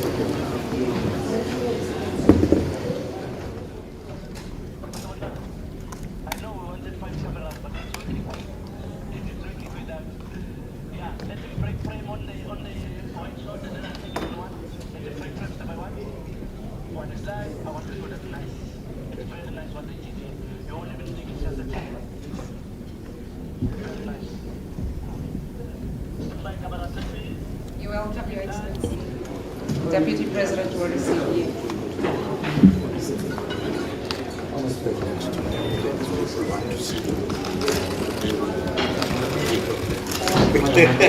Thank you so much. You're welcome.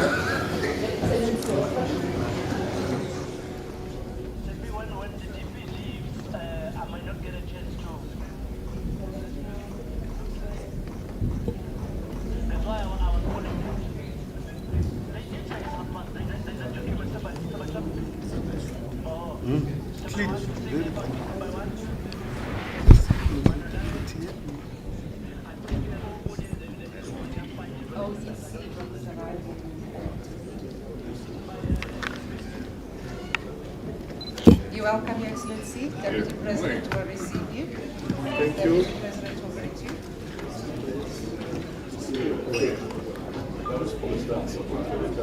Take a photo. I know, I have far too much stuff that I carry around with me. Well, thank you for all the organising. They will take you. Excellent, they will take you. Okay. Thank you.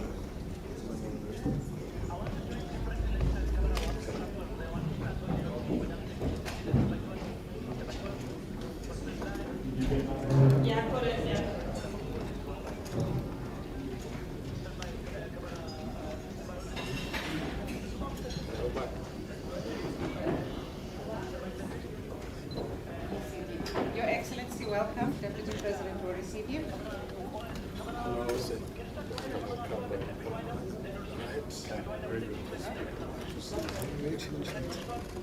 Thank you so much for your audience. Thank you so much.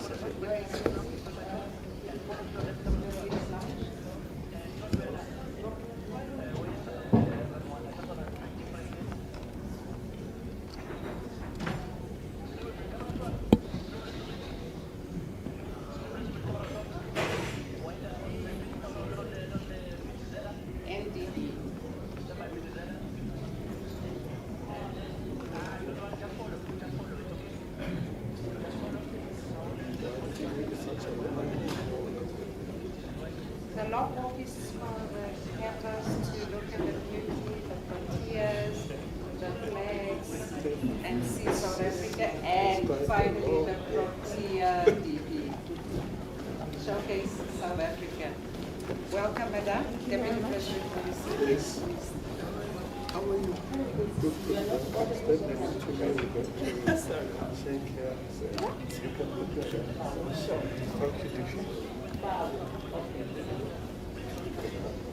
To see you.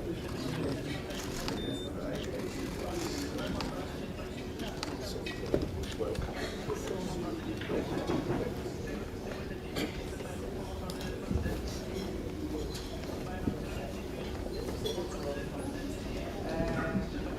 MDB is taking.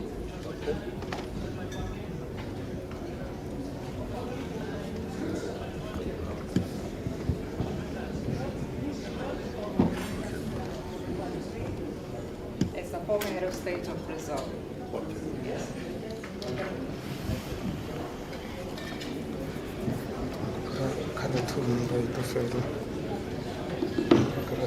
Your Excellency, welcome.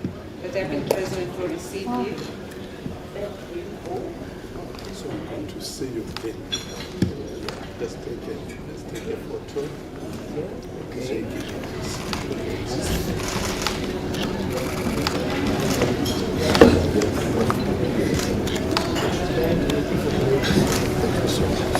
welcome, Your Excellency.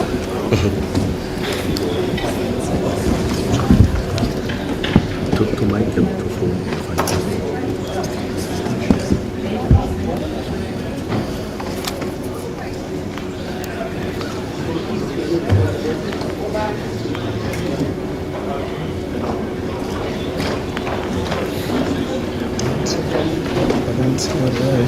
Your Excellency, welcome. The Deputy President will receive you. Please.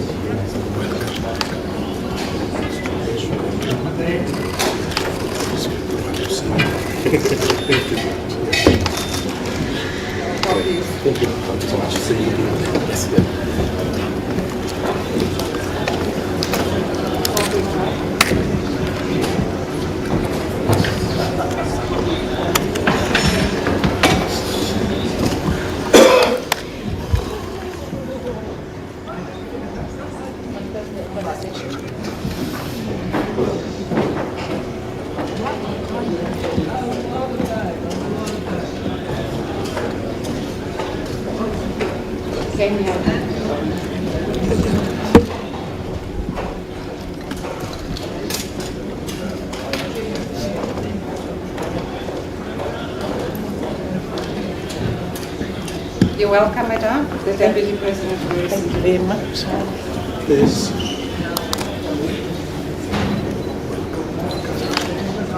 Step next.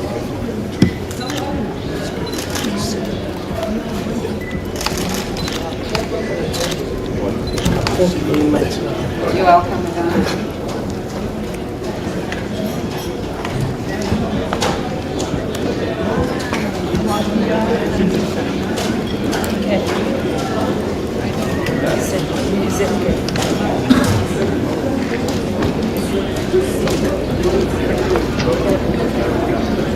Your Excellency, welcome. Deputy President will receive you. Yes.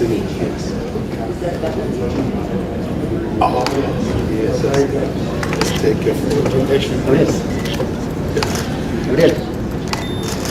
Thank you. Thank you so much. You're welcome.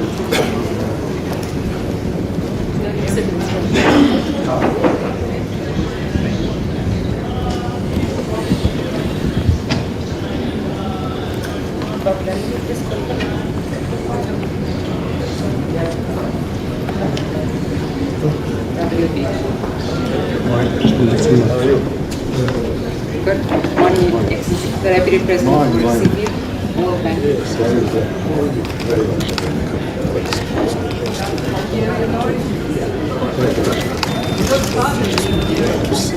Yes.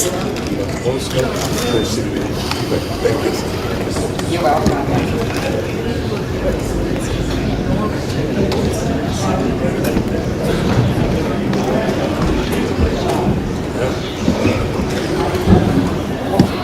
What's next?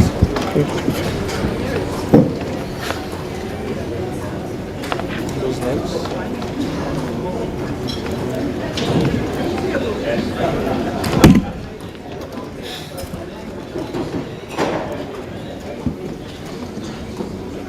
Good morning, you all. Deputy President will receive Can you please hold it Certainly, I'll hold it for Thank you. you so much. Thank you so much. Thank you so much. Absolutely. Thank you. And congrats. Thank you.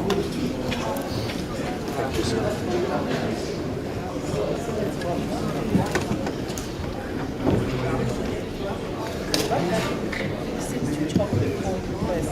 Because we just hear the last part.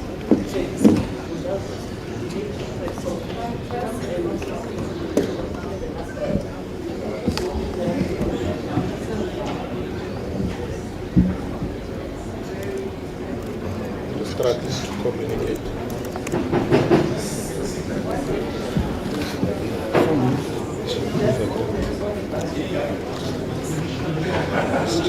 You're welcome, Madam. Deputy President will receive you.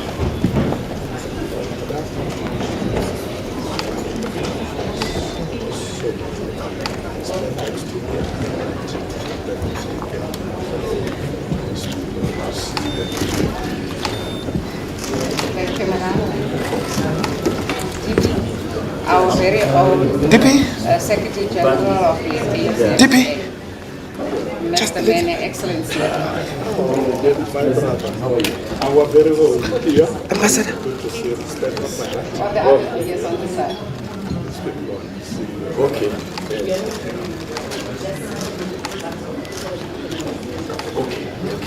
You're welcome.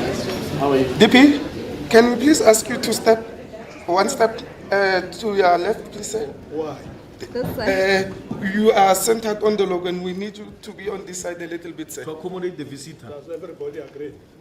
Yes, I have to. Thank you, Excellency. It's perfect. Yes. Yes. That's perfect, Excellencies. Are you getting a good visual? Yes. That's one for you, Ambassador. No, it's fine. It's perfect. Thank you, Excellency. Okay, I think we'll just put a marker there. A dot. WTO. WTO. We'll have to find name, but it will show. I'm the marker.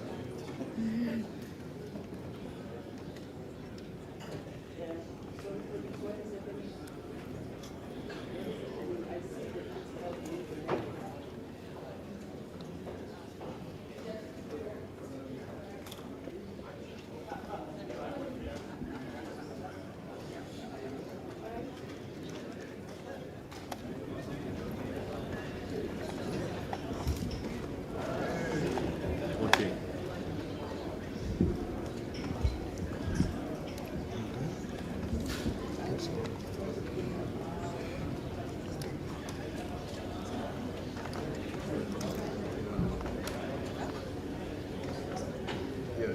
Fix. But that is cropping.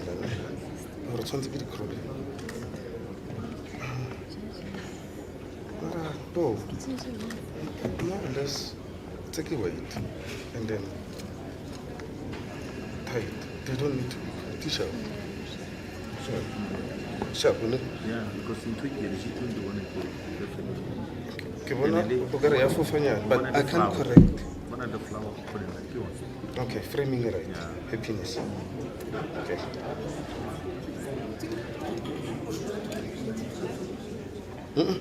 Cut.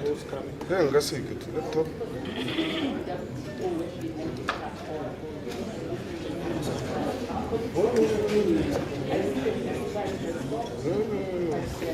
Simply you need to.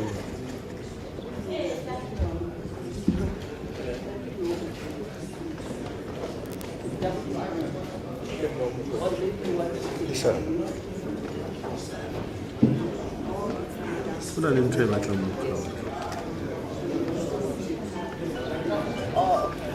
it seems like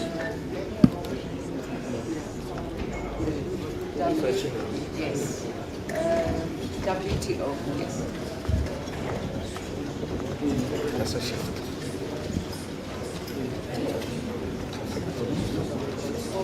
No.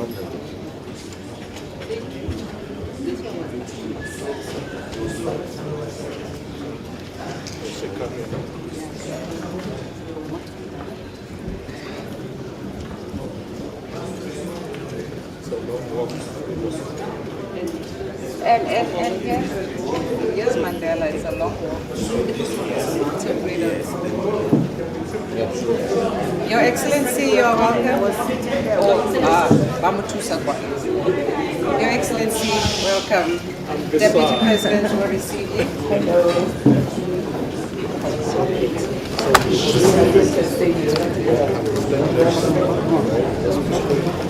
Well done, thank you.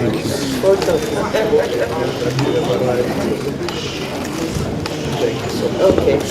All right. Very good. You're welcome. Hi. How are you? I will start here and Why not? People do it too.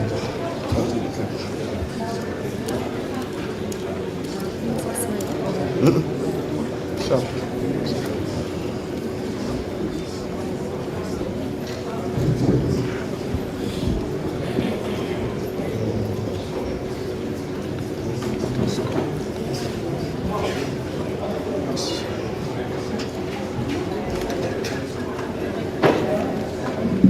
Resale safe. Ka change ne. Cut.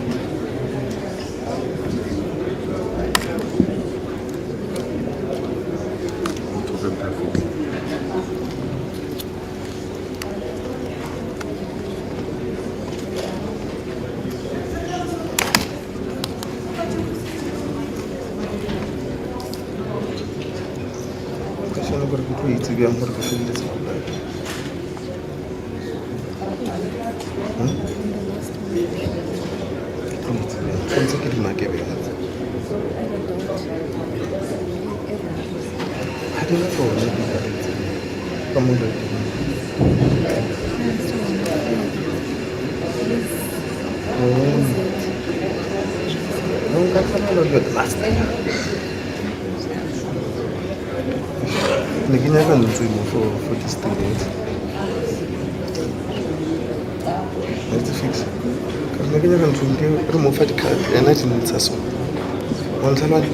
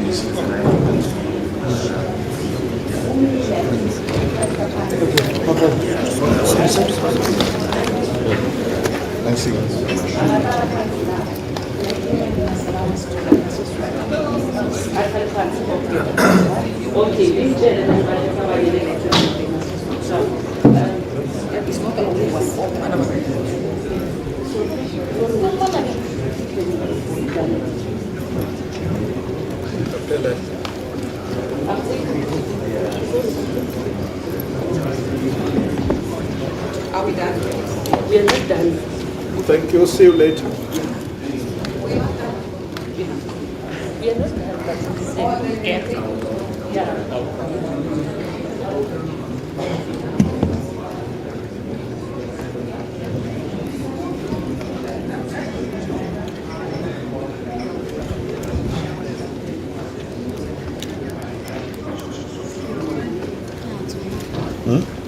No, I don't know. I don't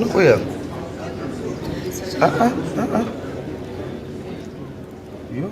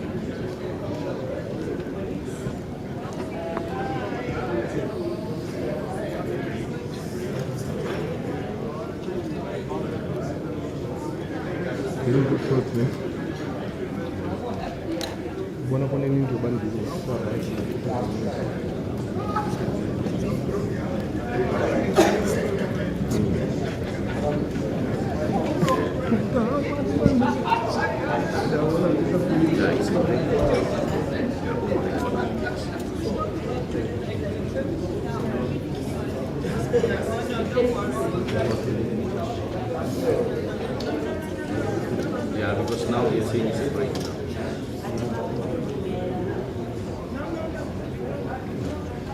Yes. Yes. So, but you are not doing much out.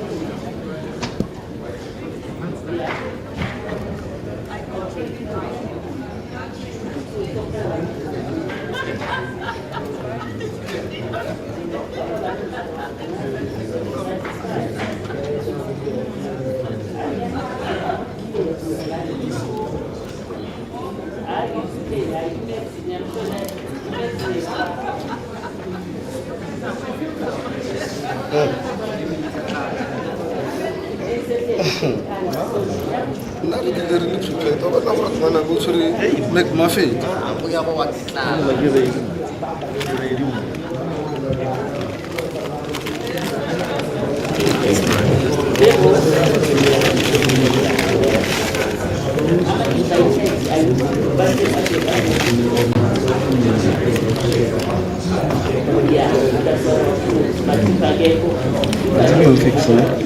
Kira sitting one accepted. Kira kayo na. Kita kayo na ko. Masaya na.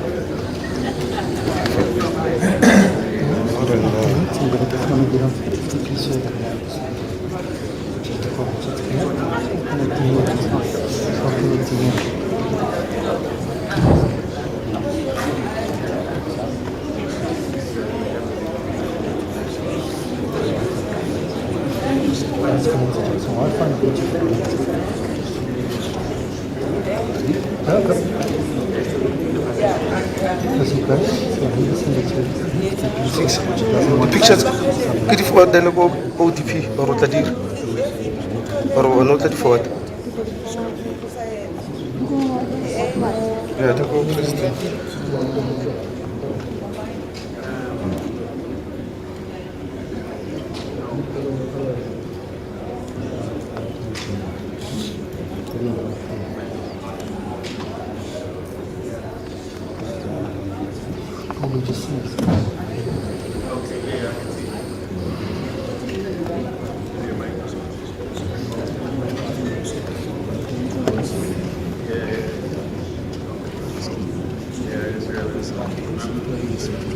So far it's going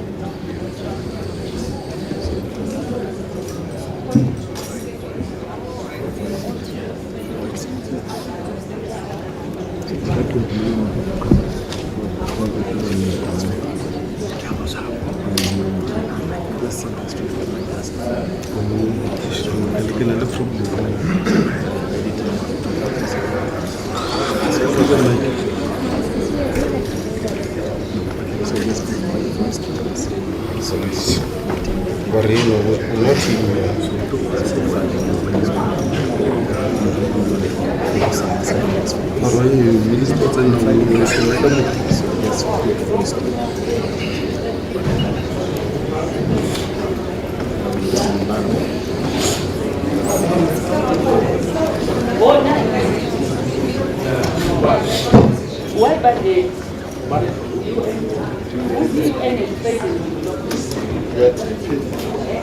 Correct. Kesham.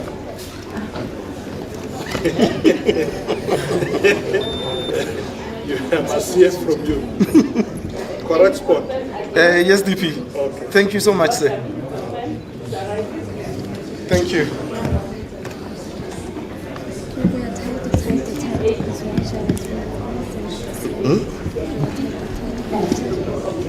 Oh, they were different in Yanane.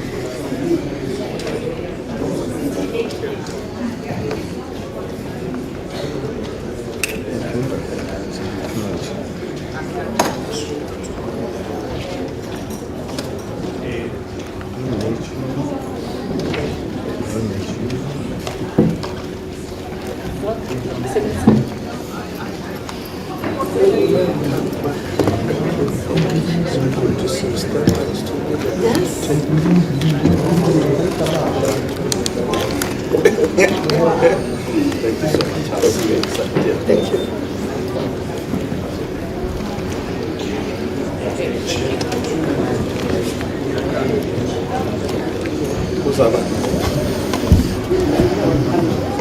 Which one is coming? Yeah. Which country?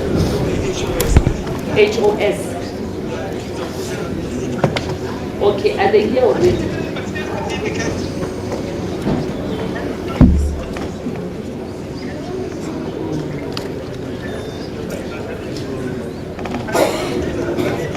Namibia. Okay, all right.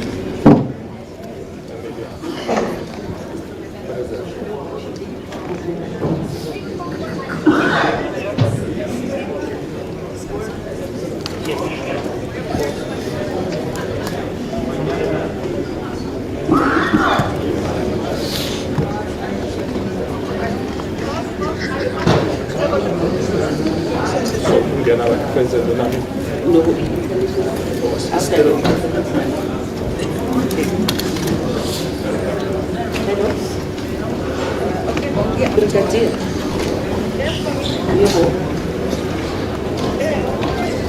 I said that. What's this? That is Brigadier.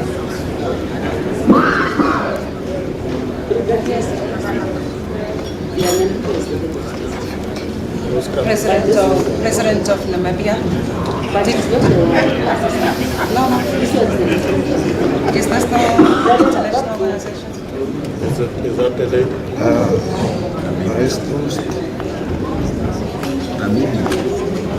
Yes.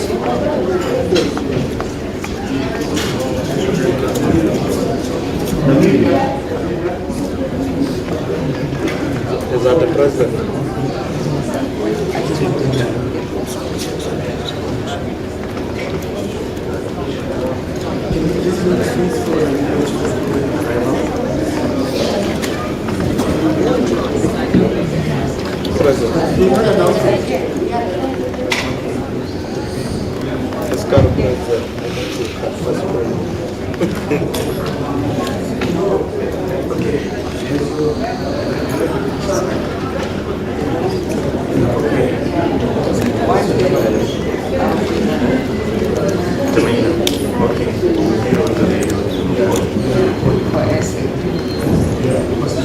You want to be part of that law?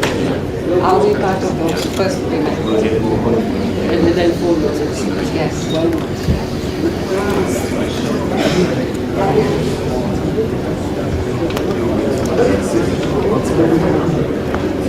Is she coming? Yeah, she's taking care of the Still in the car.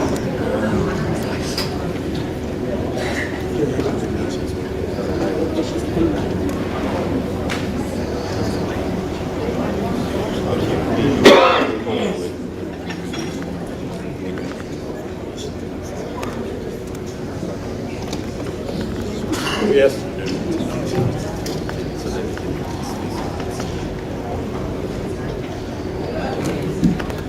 So President Mafika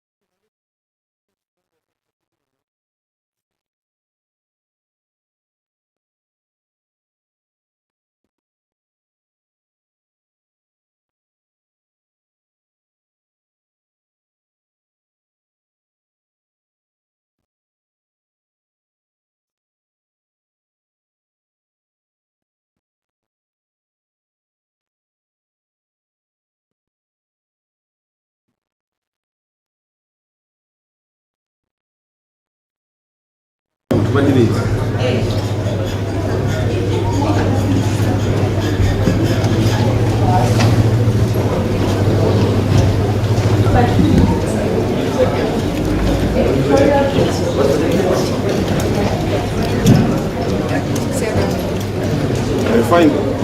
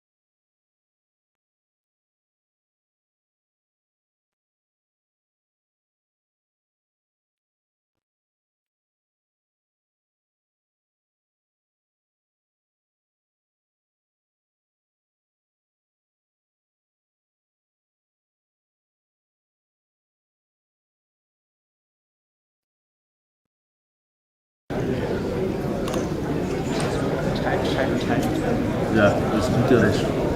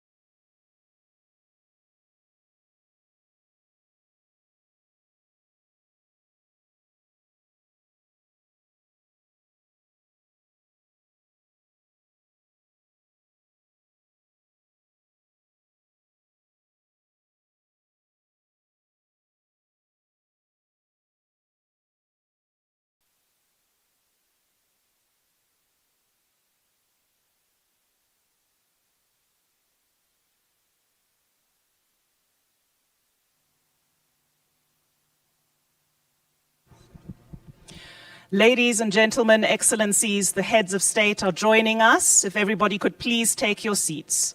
Excellences, messieurs, dames, les chefs d'État et de gouvernement nous rejoignent. S'il vous plaît, prenez vos sièges. Excelencias, señores y señoras, los presidentes y jefes de gobierno están entrando en la sala. Por favor, siéntense. Gracias.